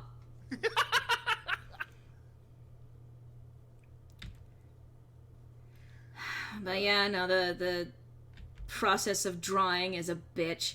And yet I keep doing it. Yeah. Although earlier today I ended up... I drew something on the slightly spicier side involving a certain Weldon. And I shared that with Jane and Gab, which they were immediately approving of. And made a remark. What? I just love the fact that... I won't name names, but I love the fact that he shared some of this with a specific person in our party, and they tried to up the ante, but only ended up flustering themselves in the process. That was hilarious. I like the fact that you sent that picture to Gab while she's at a wedding, so I just imagine her sitting in the aisle. No. Spicy Weldon. No. I didn't send it to her while she was at the wedding. That was earlier. Also way to out No. Gab. Yeah, but like I'd like to imagine it more. I didn't say whose wedding. No, but you mentioned that it was Gab. Yeah. Yeah, I just I said said she someone was tried at to up Ren. the ante with the art. Never mind. Anyway, I didn't send it to her while she was there. I sent it this morning, really early, well, some point this morning when I actually woke up because I couldn't sleep, and so I was like, wait a minute, I have a video that I need to render. I should probably go take care of that. And then I did, and now that is available for anyone who has early access through my Patreon. Subscribe to my Patreon, linked in the description of every one of my videos, and you'll get early access to every last one of my videos. I mean, I said it before and I'll say it again. Never play a game of sexual chicken with an ace. I mean, effectively. So, I sent a slightly spicier, like, it was still fairly tame. Like, I'm not gonna say that it was, like, I'm not getting super not safe for work with what I'm doing. But it was still one of those things where I apparently have a knack for flustering people. So that worked pretty well. The one that I sent this morning, there were responses to that I was like, huh, really? Because, let's put it, okay. It was mentioned that apparently Weldon has a very sensitive neck. And so I was like, okay, I'm going to dust off one of my other artistic abilities, and I'm going to try writing something. And I wrote something. And then I sent it, and Gab was slammed the desk happy with it. Like the Wu-Tang Clan says, first rule, protect your neck. So I wrote the thing, and then both, because I shared it in the chat that I share with her and Jane for literally shipping shit, but just in general. And they were both blown away. There was a lot of, oh my codfish. There was a lot of, okay, but. Yeah. And apparently Gab might be writing some stuff based on some prompts that were discussed in that chat. I don't think you can hear it here, unfortunately. Fan fiction? I mean, I would read it, but no. No. But no. I mean, among other things, like, let's just say, yeah, no. Plus, I technically voice him, so it's a little additionally awkward for me. Little bit. And the other character involved is my avatar, so... It's very self-indulgent. Thank you. I love Only that you're... your self-indulgence. Yeah, your self-indulgence. I didn't say myself. I was saying myself. I'm indulging myself with this. You're not being indulged, period, with any of this. Yeah. I don't care. I don't care about your self-indulgence. Anyway. Hey, look at that. It's a hug. Yeah. I'm actually surprised. Yeah, that came out really good. That's just it. You start the stylus of moving, and eventually you get an image. But let's see. Yeah, no, the thing that I wrote, like I said, it was just an elaboration on the picture that I had drawn, which involved kissing someone's neck. Here's the thing, I'm also using it as anatomy practice. Like, I kind of joke, oh yeah, it's anatomy practice, but I am actually literally using it as a way to exercise my art skills. Yeah. So it's self-indulgent at the same time that I'm also, legitimately working on my ability to do art. Yeah. And as I mentioned, as I started doing this doodle, this sketch anyway, that I am not good at characters interacting in a way that looks natural or organic. That's why you only have robots interact. What? I mean... Oh, that's why you only have robots interact. I didn't... It also sometimes takes me a second, by the way, just to register something that I have heard spoken as actual words. Yay, audio processing disorders. That's okay. Usually the things I say are so stupid that it takes a second anyway. I mean, mood. No, you guys both say very intelligent things. I just regret half of them. I mean, I was gonna say... I opened up this stream with regret. I don't know what you're talking about. That's a really well done drawing. Then again, I don't know much about art, but I still like what I'm looking at. Hey, I like the fact that it looks like a fucking hug. Yeah. But yeah, no, there's the self-indulgent stuff that I've been doing with the shipping, and I'm not even talking about all of the self-indulgent shipping art, which doesn't even just all involve Mundane, I'll say that. Oh, yeah. There are many ships in this campaign. It'll be interesting to see which ones actually happen. Yep. Somewhere there's some preemptive frying going on Jane's end. Preemptive? Yeah. I'm pretty sure that at this point she is in a state of continual frying. You know what? That's fair. Chiharu just constantly lurking in the background. Yeah. Just dipping Jane in the oil. Okay. So, there we go. Also, drawing my character from behind, which is going to get interesting when I actually add her hair, because her hair is very long. Yeah? I don't want to obstruct the detail of the actual hug. I'm pretty happy and proud of how that looks, so I'm just going to do, like, her hair flutters out because of the hug. It was a very sudden hug. I'll say that. Yeah. Also, I know it's an odd thing to be proud of, but I take satisfaction in the fact that my character is, like, the one male character in this campaign, like, who doesn't have typical anime spiky hair. Well, platonic hugs are always good. Yeah. Hugs are always good, yes.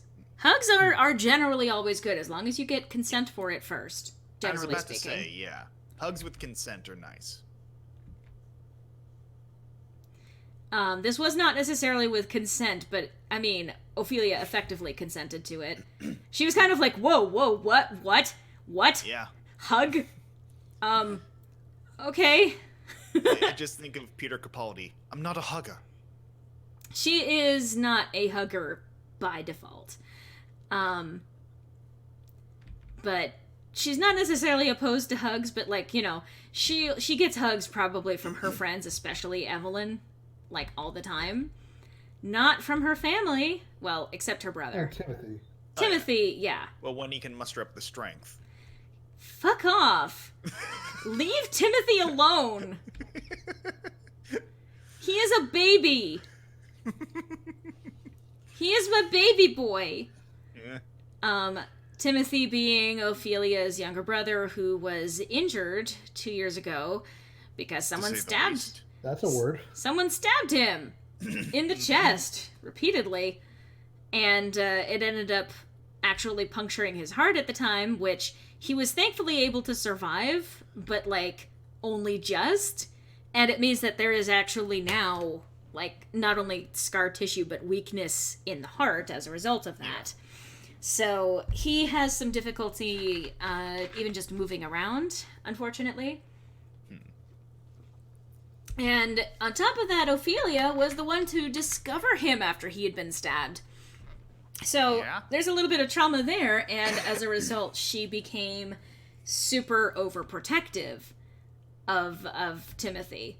To the point of, like, a Cowardly Lion situation in Wicked, where it's like she didn't let him fight his own battles, and so as a result, he has become even more timid. Timothy. Ah, fuck you. You're welcome. Timothy, where on earth did you go? So anyway. Laura, that was your prompt to say I'm right here in the voice. No, I'm not going to do a little boy voice on the fly. I did that once, and it was the only time it was ever successful. You mean the time where you sounded dead-ass like Ash? Yeah. I was still amazed by that. Like, I actually went back and watched that much more recently, and it's like, I literally did the fucking Ash Ketchum voice out of nowhere, and it's like, I wasn't trying? Oh, yeah. I remember you were marking on it at the time, Luke. Like, that was a really good little boy voice. Yeah. It was. And I know I keep harping on this one, but I remember the other time when like you, Tex, and I were playing DDLC, and you practiced that a little, and there was just like, is that Naruto? Jesus. We're not I believe gonna. it. No. That's it. Stream over. Bye, everyone. No.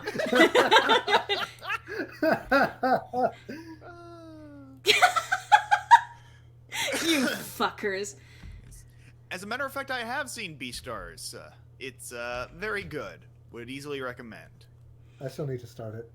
You do. In fact. I also need to start it. Yes. In return, though, you need to watch DuckTales. That's Ooh. fair. In return, you also need to see Gurren Lagann. No. I draw the line at Gurren Lagann. Kidding. I have plans on watching it at some point. Oh yeah. Boy.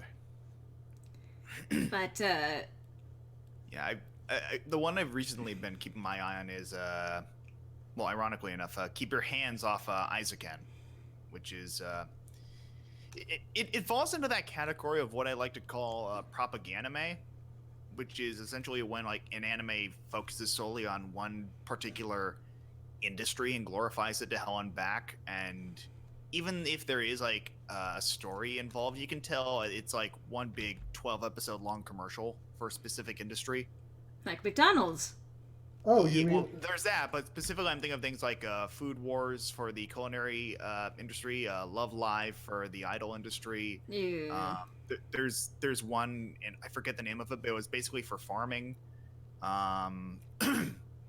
There was one with I think the one-off involving the like blood cells and shit like that. Oh yeah, Cells at the Work. fucking I forget what. Yeah, but I know exactly what you're talking about. Cells Yes, at Work. that was. Yes, Cells at Work was a multi episode series that was essentially education on how the body works. I suppose it could kind of count as propaganda for the medical field. Or at least But, yeah. educational stuff. Oh yeah. there's but some yeah, weird examples of that. Like, Griffin, I don't know, have you ever seen Mega Man Upon a Star? I have not. No. It's a 3-episode OVA, like, about Mega Man, you know, all the characters, him, Dr. Light, Dr. Wily, Roll, Rush, the whole gang, except it's about them breaking into the real world where Mega Man ends up in the home of 2 Japanese kids who basically, like, the whole thing is a travelogue produced by, like, the Japanese tourism industry about all Oh god. major Japanese landmarks and cultural stuff. It's just really surreal to watch. And it got a dub. Oh god. It got a dub where Dr. Light and Dr. Wily had the same voice actors they did in the 90s cartoon. Oh god. So that was weird. You mean Dr. Wywee? Dr. No, that's from Wily. the game. I'm talking about like, Okay. full-on German Dr. Wily from... Okay, that's fair. Also, Yeah. you are correct, Viola. My character's name is Owen.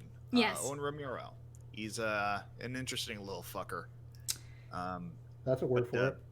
But yeah, Keep Your Hands Off Isaacen is essentially a what I call propaganda for the anime or animation industry in general. Basically following these 3 high school girls who are hoping to develop their own animated short film in their own club at their school. And it is like wonderful to look at. The characters are entertaining. You know, they get into a lot of trivia when it comes to like a lot of the classic tools of animation. So I am enjoying it thus far, but I'm also very much realizing that it does very much fall under that sort of umbrella of if we make this thing as entertaining as possible, more kids will want to enter it when they get ready for the workforce. Yeah, like I think probably my favorite example of that was Bakuman, which was probably one of my favorites, kind of in that specific mold. Which I don't know if you're familiar with it. Not sure. It's by the artist author combo from Death Note, and it's all about 2 kids who go into making a manga and like their journey to like get it produced into anime because like one of them his school crush wants to be a voice actress, so he wants to make a manga so he can adapt it into an anime that she can voice the heroine in. I will say that one of my favorite examples of something like that was Gekkan Shoujo, or Gekkan Shoujo Nozaki-kun, or Girls Monthly Nozaki-kun. Yes. Yeah. And that is such a good... First of all, great manga. Excellent fucking manga. And also the anime is just so fucking perfect. Oh, yes, absolutely. And it touches on all of those tropes. I think one of my favorite... Like, there are so many golden moments, but, like, him not being able... Yeah, I was literally going to say, him not being able to draw characters in perspective in a way that made sense, and he's just like, oh, they're just standing on a box. Now she's the one standing on a box. Now everyone's standing on box. And it's like, okay, why are they all standing on boxes? And then he's like, all right. And then has one of the characters explain, standing on boxes is one of the newest trends. And he's like, you're fixing the wrong problem!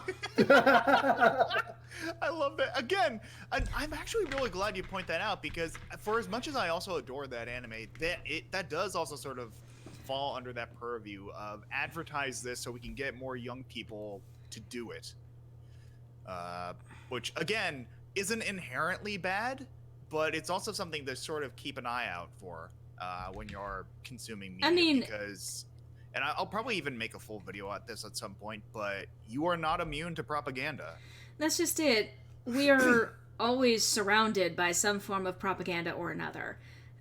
It is a constant in our lives, something that we can just generally expect to be seeing. Huh? Sorry, it's just Viola. They made some fan art of Owen. Oh? Where? Yeah, in the lore lines. Oh. I can go check. Thank you. Thank you very much. Oh, that's very sweet. Yeah. Thank you, V. I like that. That's actually really sweet. Thank you so much. Yeah. Huh. I see that Jess's player, Marcy, is having some fun with Heather's related stuff. Oh, yes. Anyway.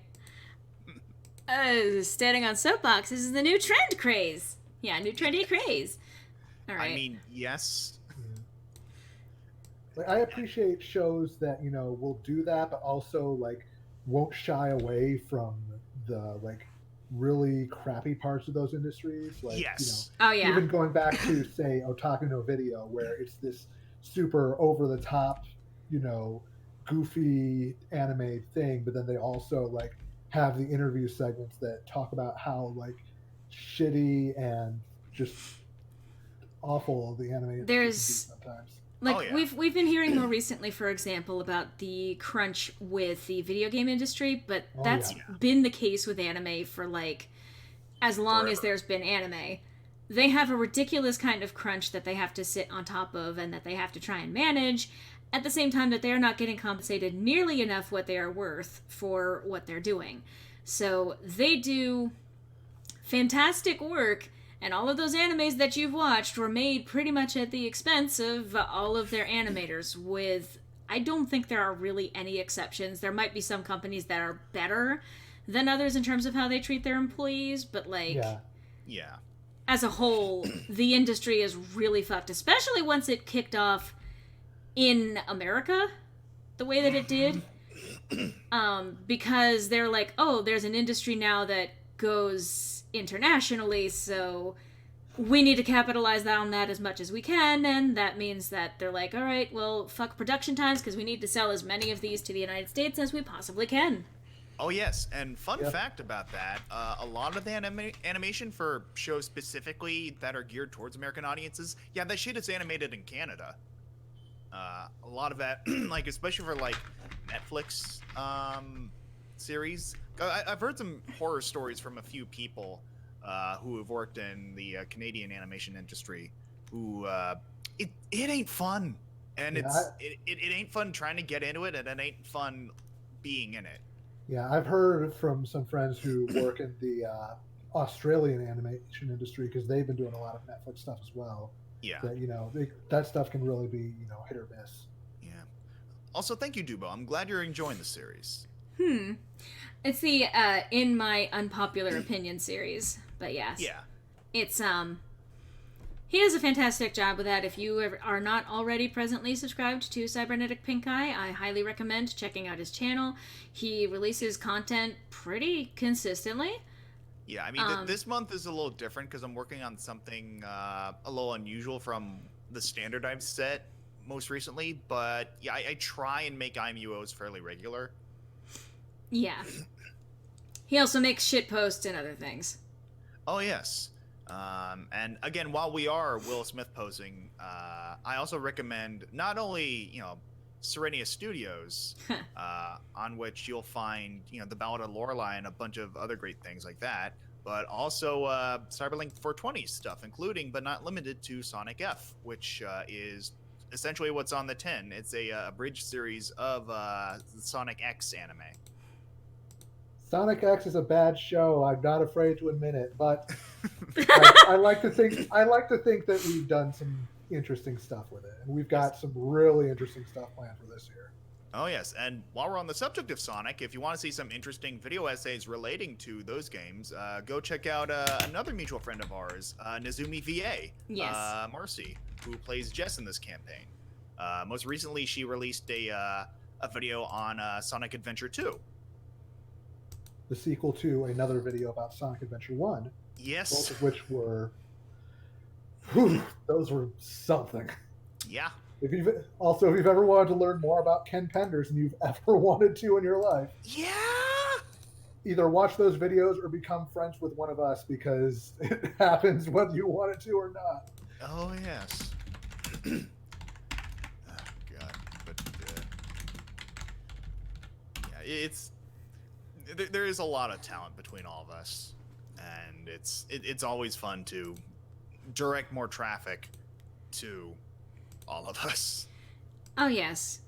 The recent skit, which one do you mean? All right, I'm guessing maybe they mean the Return of the Reviews? Yeah. That was at the same time on my end. Of course it was. So, fun fact about that was filmed in 2018. Uh-huh. The first time that I went out to actually visit him, in fact, Yeah. So we recorded that whole thing. It took a hot minute to put together, mainly due to procrastination and me not being in as good a situation as I am in now. You think that's bad? Tom and I filmed something back in 2013. It's still not out yet. Jeez. That's fair. That Tom, happens. by the way, being Recorder Dude. Recty. Yes. Recorder Dude is somewhat of an outdated moniker at this point. He goes by Recty. I apologize. Nice. Yeah, so... Yeah, but... Also, if you like to watch original compositions and things that are related to fan work, check out Rec D's channel. You can find such classics as one of the first lyricizations of World Revolving from Deltarune, as well as, what was it, Furret Walk? What is it called again? Yes. But I can walk. He will also be contributing something to an upcoming Sonic F video, so look forward to that. And speaking of people who are contributing in that regard, another people... I'll hold my tongue, because that's actually kind of a spoiler. Yeah. So never mind. But anyway. So, what do you think, Luke? I am pleased. Yes. That was very good, and I'm 100% okay with it. And now I'm just waiting for Marcy to see it and respond. Sure, she will enjoy. And Gabby actually responded to that. No. Babies! And a very sad-looking Maya Fey face. Yes, very we had some weirdly wholesome moments. Like, we'd been leading up to this being like, oh no, it's going to be disaster, terrible things are going to happen, and then, like, they kept supporting each other. They kept having genuinely wholesome moments, and it was actually kind of funny. Because, again, like, shortly before leaving, Ken actually approached Ophelia and was like, hey, so, I'm sorry. I apparently had you pegged wrong this entire time. I thought you were just this mean girl and all of that. Yeah, the one-dimensional mean girl stereotype, as I believe I referred to it. Yes. But basically saying that he wouldn't have been able to make it through the day without her support. And of course she was like, well, we all surprise each other, and she actually complimented him on growing a spine and confronting Owen that day. So. Speaking of, I have a request. Do you? So, this is something we don't really see all that often, at least visually. We've seen a lot, like physical images of of Ken and Prin interacting, or Sam and Prin interacting. I would like to see an interaction between Prin and Owen. Prin and Because Owen? they've had their own little conversations on the side every now and then. Mm-hmm. And I'm just curious to get sort of what people have imagined those little meetings have been like. Okay, I can give that a shot. Yeah. Let's see. A little something to mix it up. Yeah. Of course, you request something involving your character. I say as the person who has drawn Ophelia like a million times since this campaign started.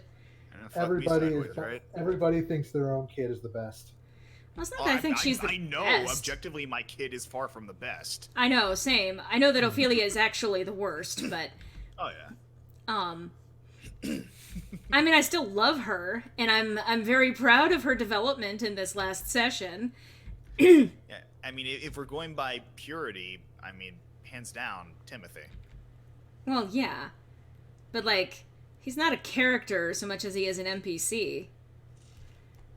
He's a character in my heart. Well, fuck off, then. Yeah, no, he is, in fact, literally a bean. Yes. There's also Prin. True. Who is very much innocent being. I'm trying to think, of the scale of innocence, because I don't think Tycho's terribly innocent. Yeah. And she's probably more on the innocent side of things, but she is far more aware than, you might initially think, too. Yeah. I'm just trying to, At best, she's naive, or at worst. in terms of innocence, weirdly enough, I feel like putting the himbo at the more innocent side of things. I don't know exactly, but okay.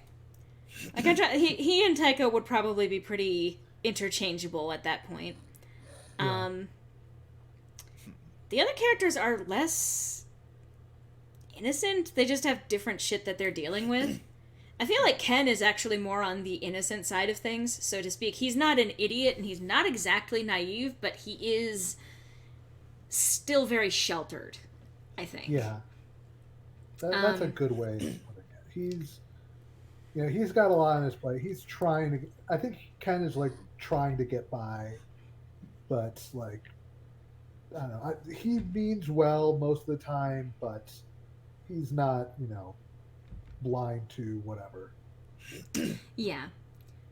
I feel like Jess is definitely not an innocent place, but she's also not actively scheming against other people.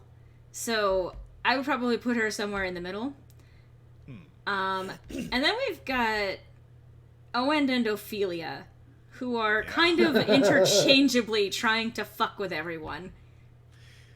Yeah, well, it's either they're trying to fuck with everyone or preventing themselves from getting fucked over. Yeah. But either way, they're machinating shit. Yeah. And it's not okay what they're doing.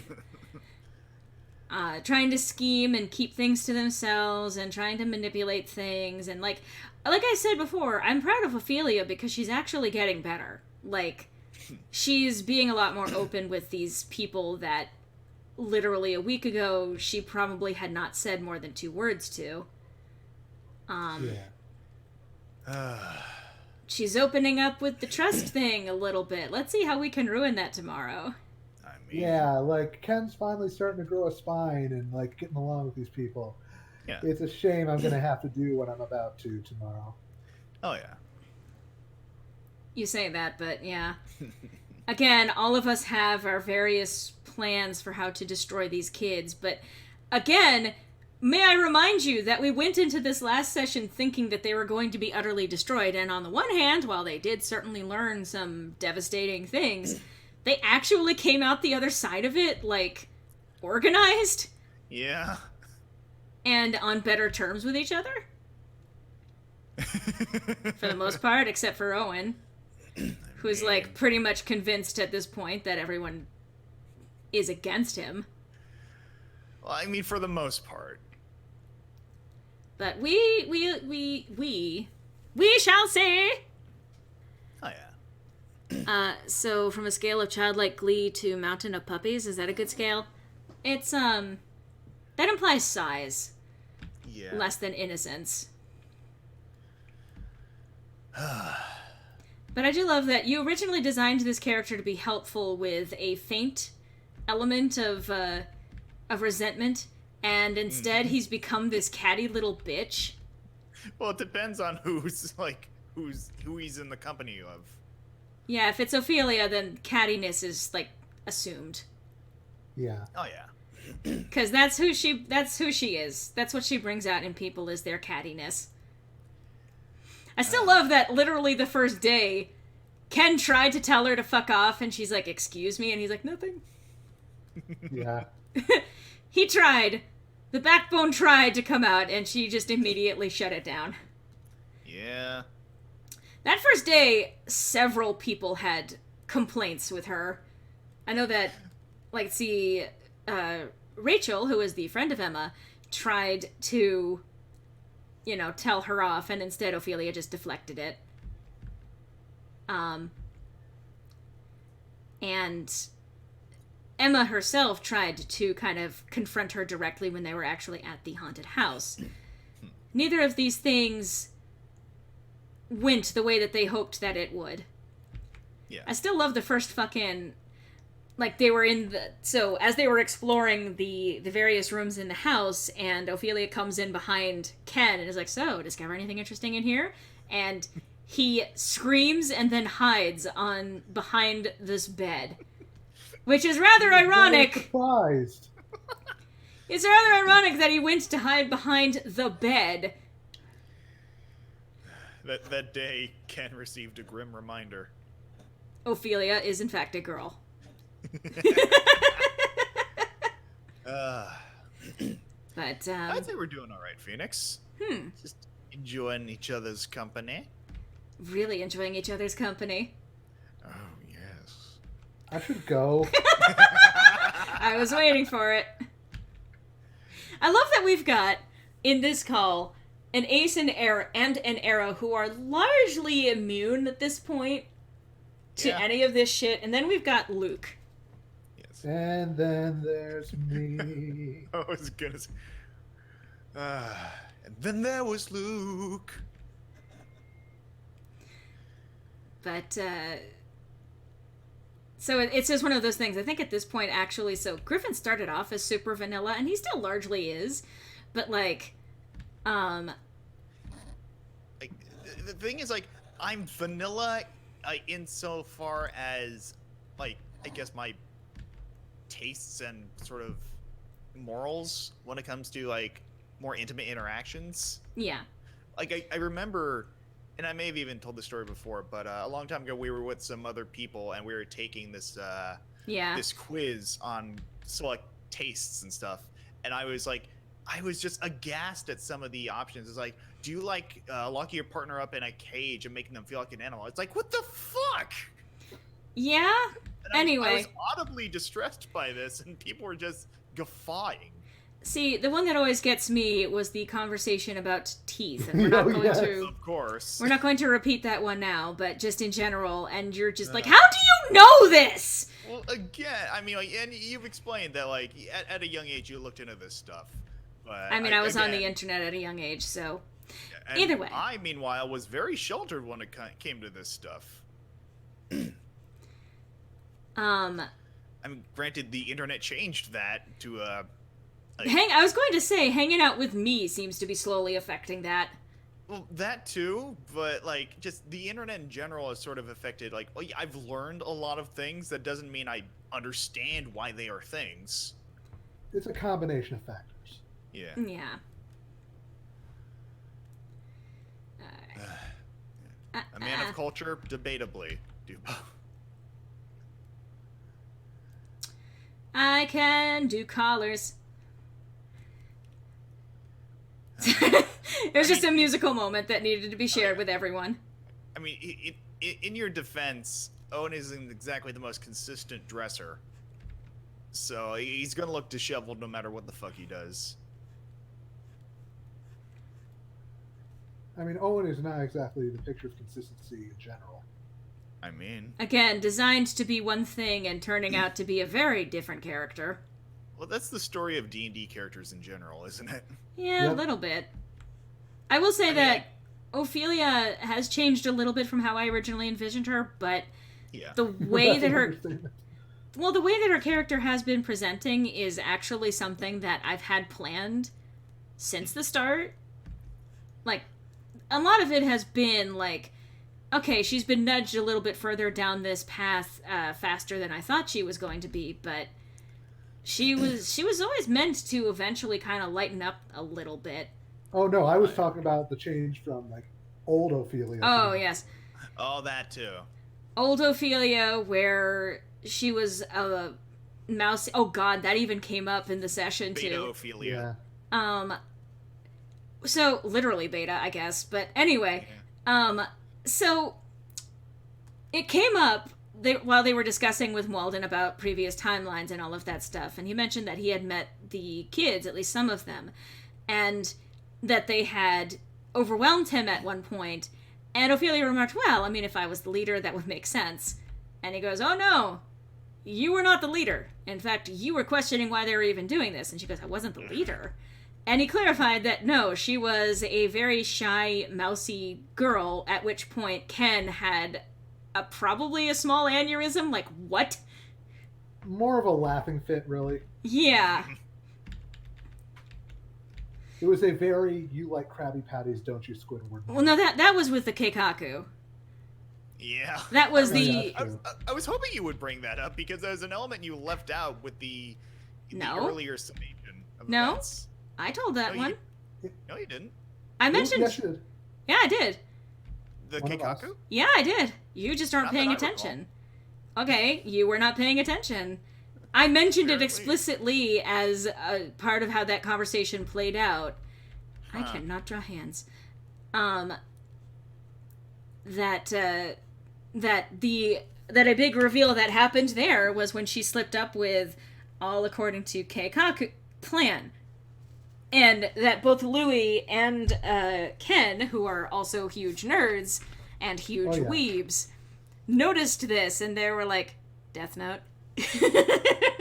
And she was like, I see I people- have no idea what you're talking about. I see people confirming in chat that you did go over it. So, okay, my apologies. That's what you get for being a bitch. Anyway. Look, I can't help it if you're not paying attention. Don't gaslight me, bitch. I mean, me being a bitch is an entirely different argument. You're a basic bitch, alright. Anyway. Boy. But, let's see. Wow, this was actually a longer stream than I thought it was going to be. I think I even clarified at the start that, I mean, I've not been having a great day health-wise, so Yeah. I was kind of expecting it to play out a little bit more differently, but, I mean, I'm enjoying the company. I'm enjoying streaming with you guys. You guys being both y'all in call with me as well as y'all in the chat. Oh, yes. Um, Also, Dubai, so you're also an individual of culture. huh. Uh-huh. Stop. What if I could? It's time to stop! It's time to stop posting. Yes. Um, I like how that's like the one thing that, and even people, and I know next to nothing about Filthy Frank. That's the one thing I know of Filthy Frank. same. Yep. I cannot draw things, but I'm trying. I mean, you're All doing a things good considered, job. it looks really good. Yeah. Boy. Alright. I'm just making up shit. I still also really enjoyed fucking drawing Owen with the gun. Oh yeah. Just like lifting up his cane and pointing it right smack dab at Weldon's head. Weldon did not look pleased with this. He was like oh shit, he's actually pointing his gun at me. Uh-huh. Owen's got a gun. That joke has been made, yes. Yep. All right. Word. I still love that of all of the characters for Owen to have developed an attraction to, of course, it's the one that dresses the most like him. Well, yes, but I remember seeing, like, in the list of characters, like, loves to learn. It's like, that's the one. Yeah. That's the one he's got his eye on. Just because he also aesthetically appeals, that's just a bonus. Very nerd chic. Although it is unfortunate because so Ophelia's doing a thing right now where she is flirting with their classmate Curtis. Uh-huh. The one who it's been made obvious that Owen is attracted to. Uh-huh. And of course there are obviously a lot of suspicions around that. Yeah. Generally speaking, I think the consensus is that she's not doing it legitimately, as far as anyone knows. Yeah, as far as anyone knows, she's just doing it to spite Owen. Or that's Owen's take on it. But yeah. I don't know. Why couldn't it have been someone like him? Yeah, so that was a moment that actually happened, as they quoted it. So she got lunch. She got lunch. She ended up having lunch with Curtis under the premise of, I want to go over our notes one last time because even though if our project is already finished, I kind of want to make sure that we're extra prepared. I think that we're going to be fine, but I just like to be thorough. So they meet up for lunch, and she also actually gets into why she had been upset on that Sunday, which was because she had learned the identity of the Green Fist, who had been her crush for at least some time. And the way that she put it was basically, I had some pretty intense feelings for someone, but he turned out to not be who I thought he was. He lied to me, and that devastated me. Which is like, that's technically the truth. But also fairly vague enough to have some really bad implications. Yeah. Yeah. And so as she says this, and she starts actually kind of tearing up over this, Curtis is genuinely like, well, if you need a moment, please, I'm sorry that this happened. And so she goes, you're so sweet. Why couldn't it have been someone like you? And I rendered that moment. He be owning a gun. Yeah.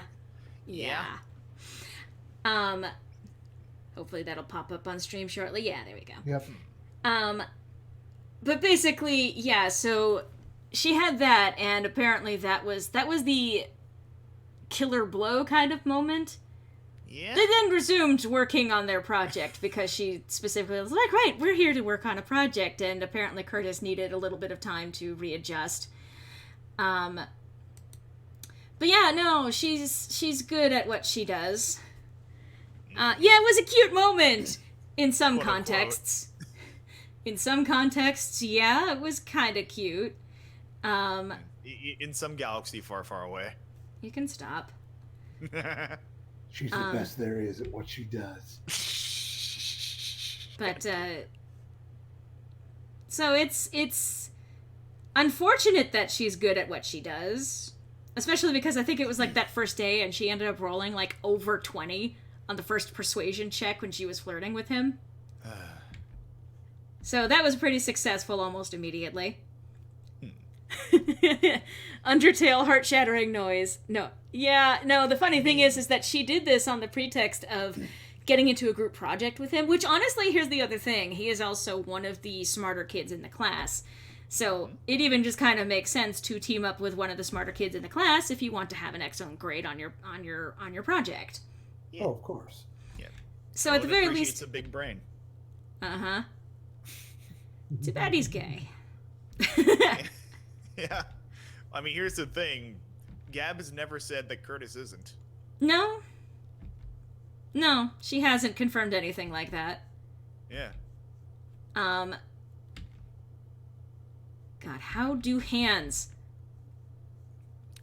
Mood. Anyway, but yeah, so they signed up to be in the group project together, and also in the same swoop, Ophelia was very much in Mean Girls mode.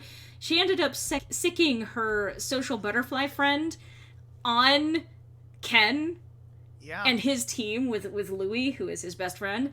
And basically Evelyn goes, I'm going to be your third partner. And immediately just takes over, dominates the project, which destroys the Ken. And it was such a motivating factor that Louis actually, like, pulled a straight-up wingman and rolled a natural 20 on their history check so that they finished their project all in one night. No, it took 2 nights. Well, Yeah. they did the one night, but then the natural 20 ended up doing the double check that you needed to finish it all up. Yeah. So, Louis saved the day. Yep. So that Ken would not have to spend time, around a pretty girl. And so that was fair. It's not just any pretty girl. It's the pretty girl who held the party that was the worst night of his life. So yeah, that might have been another reason why Ophelia asked her to do that, by the way. Because Ophelia is occasionally awful. I'm picking up on that. She's also trying to be better. She's growing. She's getting a little better. Step by step, inch by inch. Step by step, day by day. Anyway, I'm sorry. I love how you and I have, like, vastly different associations with those words. Paso a paso. Anyway. I mean, fair. Anyway, but yeah, just trying to mentally track back to, yeah, so she does that, and she signs up, you know, with Curtis to be in the project, and Owen, who got to school a little late, comes in, and he probably had every intention of letting Ophelia know what he'd heard through the Sending Stones the night before, because they were doing a thing with that. And then he saw that they were in the same project, and he went, I see how it is. Pretty much. Also, you have a good one, Phoenix. Yes, take care, Phoenix. See ya. It is getting to be on the late side of things. What am I doing with this hand? Why am I handing like this? Fuck off. It cannot break this hand. Yeah, I knew. You can't break those cuffs.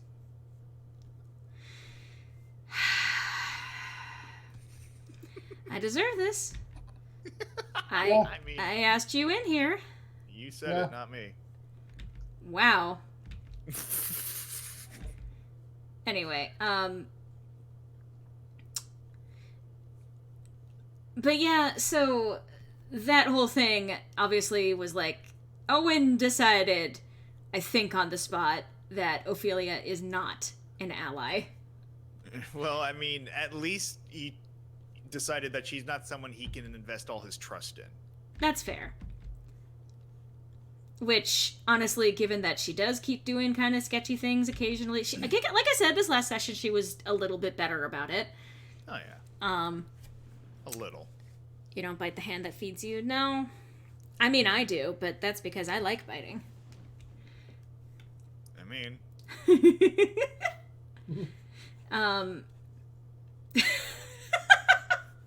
I love that again. It's so fucking consistent that whenever I say something that is even mildly flirtatious, the people around me get uncomfortable. Like, it's not even. I don't know what you're talking about. I mean, again, big surprise for me, the Aero, but. Yes, well. Yeah, never mind. I was gonna continue with something, but. Oh, God. Alright. Lord.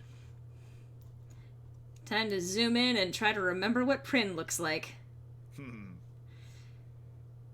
Bab. Well, yes, but, well, you know, if I need to remember what she looks like... Oh, look, there's a reference! The fuck!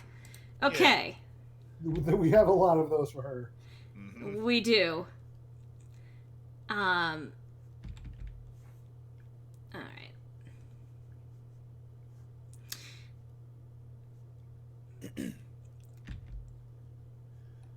But anyway, this campaign has obviously been, honestly, a lot of fun. I know that I have spent a lot of time talking about it. I mean, 2 whole fucking streams now.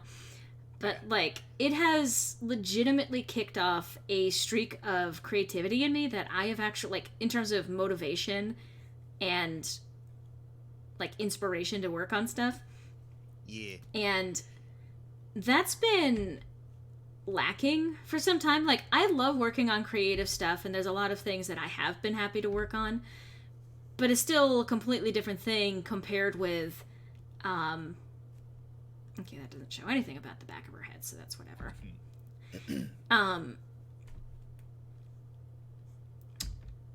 But to finally feel like I'm doing something that I'm enjoying at the same time that, you know, I'm just having fun with this campaign and just in general, it's been inspiring me more towards putting together my own campaign, which I've been slowly filtering through in the background.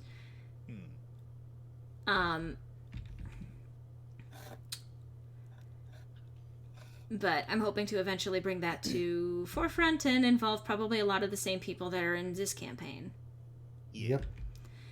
I know that I have actually specifically and explicitly promised Gabby a seat in the campaign so she can be a player instead of having to always be a DM. Yeah. And I'm still working on the details for it, so it's still kind of in the early stages of that. But character arcs are beautiful. What? Agreed. Wait, why are they... Oh, because Ophelia. From Sleazy. Didn't know how to spell the name. Right. Yeah. God. She is small. She is, in fact, a small. Yeah. I'm trying to remember how... I have no idea what the wings look like from behind. Oh, well. Just basic butterfly wings. Yeah. Well, it's a little bit more complicated than that, but... Unfortunately, we're only seeing, like, the tip of it there. But I remember seeing the reference for it where it's got, like, a specific pattern on it. But... I'm just gonna... I think I have another ref with, like, more visible wings. I'll send it to you. That's fine. This is just a sketch anyway. I'm gonna do it. You can't stop me. I can ignore you. I'm gonna do it anyway. I know you are. But what am I?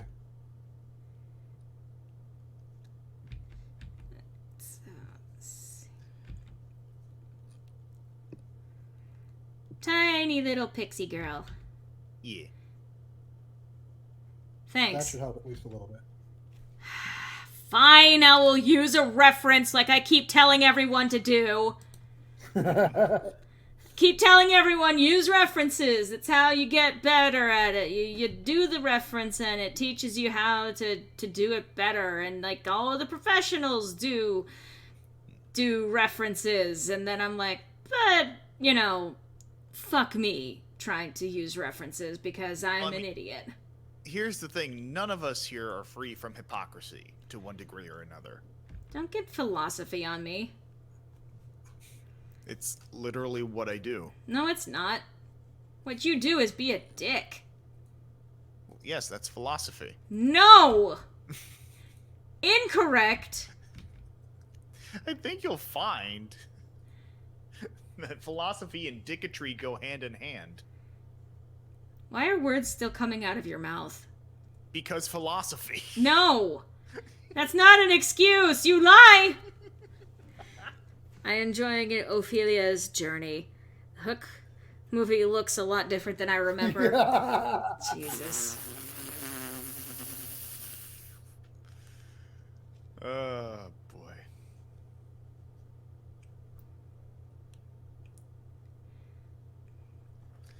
Now there's some art that needs to happen at some point. When's that AU coming into play? I still am not over... With Ken and Prin. I'm still not over the fucking video game. I'm not going to name names, but just there was discussion about the potential for like Ophelia and Ken to have been playing the same multiplayer game, and like having been played without knowing that the other one was playing. And a person who was involved in the discussion was like, "Video game AU," and we're like, "It doesn't have to be an AU. It can just be you." For what it's worth, that person literally discussed having this conversation on the last stream. So okay, I wasn't sure, but I'm not going to name names outside of having already named her. But if you want to, you can find it. Oh yeah. Plus, like, to add to that, I later did something similar with the whole characters going to prom thing. It was like, oh, is this the prom AU? And then, of course, we started laughing because previously there had been made mention of prom AU. It's like prom can happen. Prom is a thing that, in fact, can happen in this universe.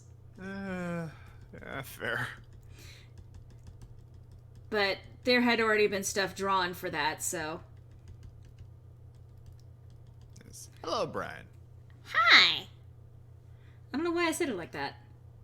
Hi! Huh? What? What? Huh? Huh? Let's see. Just remove his mouth. I mean, Midna sound is literally just like weird backwards talk. Yeah.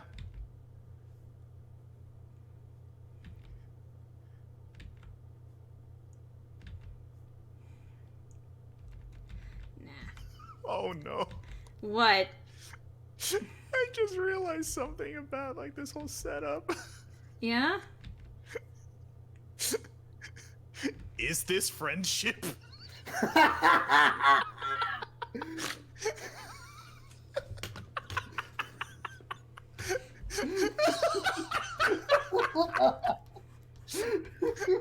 Oh my god. It's gonna take a second.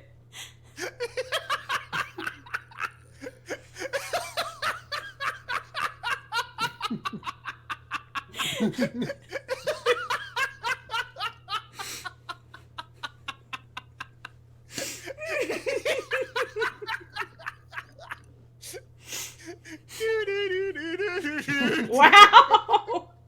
I'm sorry, what was that?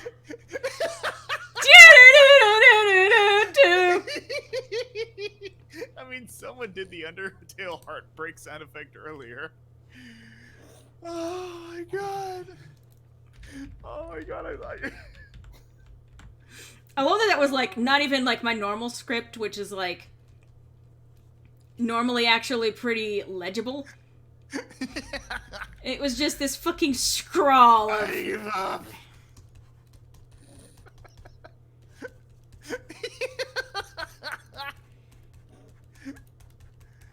Oh. Was it good for you, Griffin? Ever.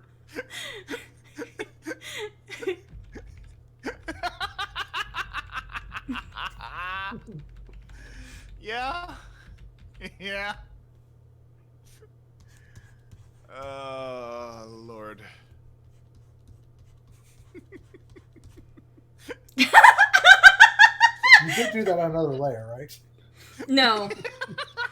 But it's fine. Such a hopeful and kind face screaming out, "I give up!" Yeah. You better watch out. You better watch out. You better watch out.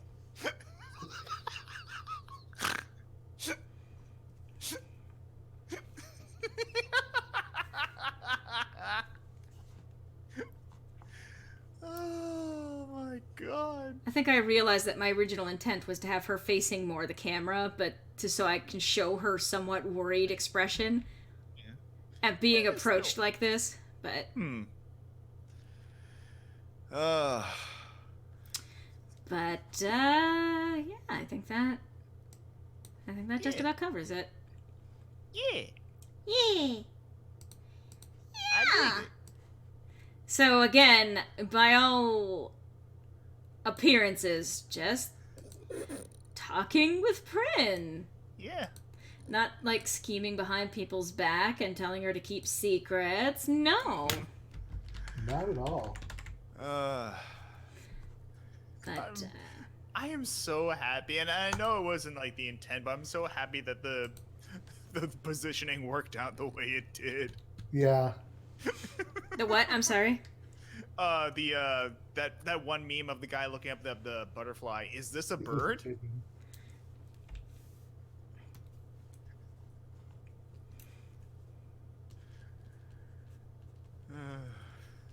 If you don't mean it later, I will. I mean... No, I mean. Is this friendship?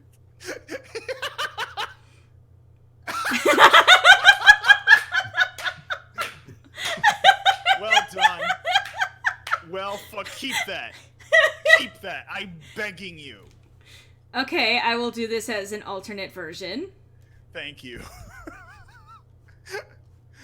Oh my god. Just gonna fucking... that. Oh, Lord. Okay. Ears. So, this was originally supposed to be somewhat of a shorter stream, and it ended up going full length anyway. I think that after a couple of doodles, and after explaining everything that's been going on with the campaign, I think this is a good place to call the stream for today, you think? Yeah. Good places, honey. Yeah. I legit do love the art that came out of this stream. Oh, yeah. Yeah. It's been nice actually doing that. And again, good practice for other things. Like hugs, weirdly enough. But I want to thank all of you guys who came by to watch today. Obviously, those of you who joined me in call, thank you, Griffin and Luke, for joining me today. Always a pleasure. I know it was very last minute. I mean, Griffin's usually always in call with me, but it was nice for you to very last second join us as well, Luke. Yeah, it was a good time. Yeah. But next week I will probably be going back to Dragon Age, barring further health issues or something else going on. But the plan is to, you know... the plan is to do what I'm supposed to be doing, which is continuing and finishing that fucking playthrough after all of this time. Yeah. But I am enjoying these streams. I really am, and I need to do more of them. I feel like I need to do more of them. Please. Hi, Garrus. Yeah, and apparently he agrees. But thank you guys for watching, and obviously we've mentioned before all sorts of things that you can check out to support either me or friends of mine.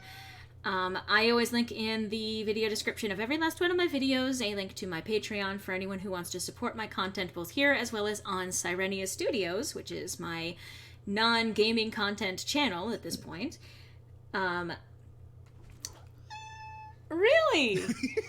You got up close and personal with that one. He got up on the back of the chair. What is it, Thurston? Oh, wow. Christ. I love Thurston. Okay. So that's a perfect note to leave on. But Yeah. I hopefully will see you guys next week, and if not live, then again, all of these are eventually posted to my channel. I look forward to seeing you guys next week. Take care, everyone. Auf Wiedersehen. Bye!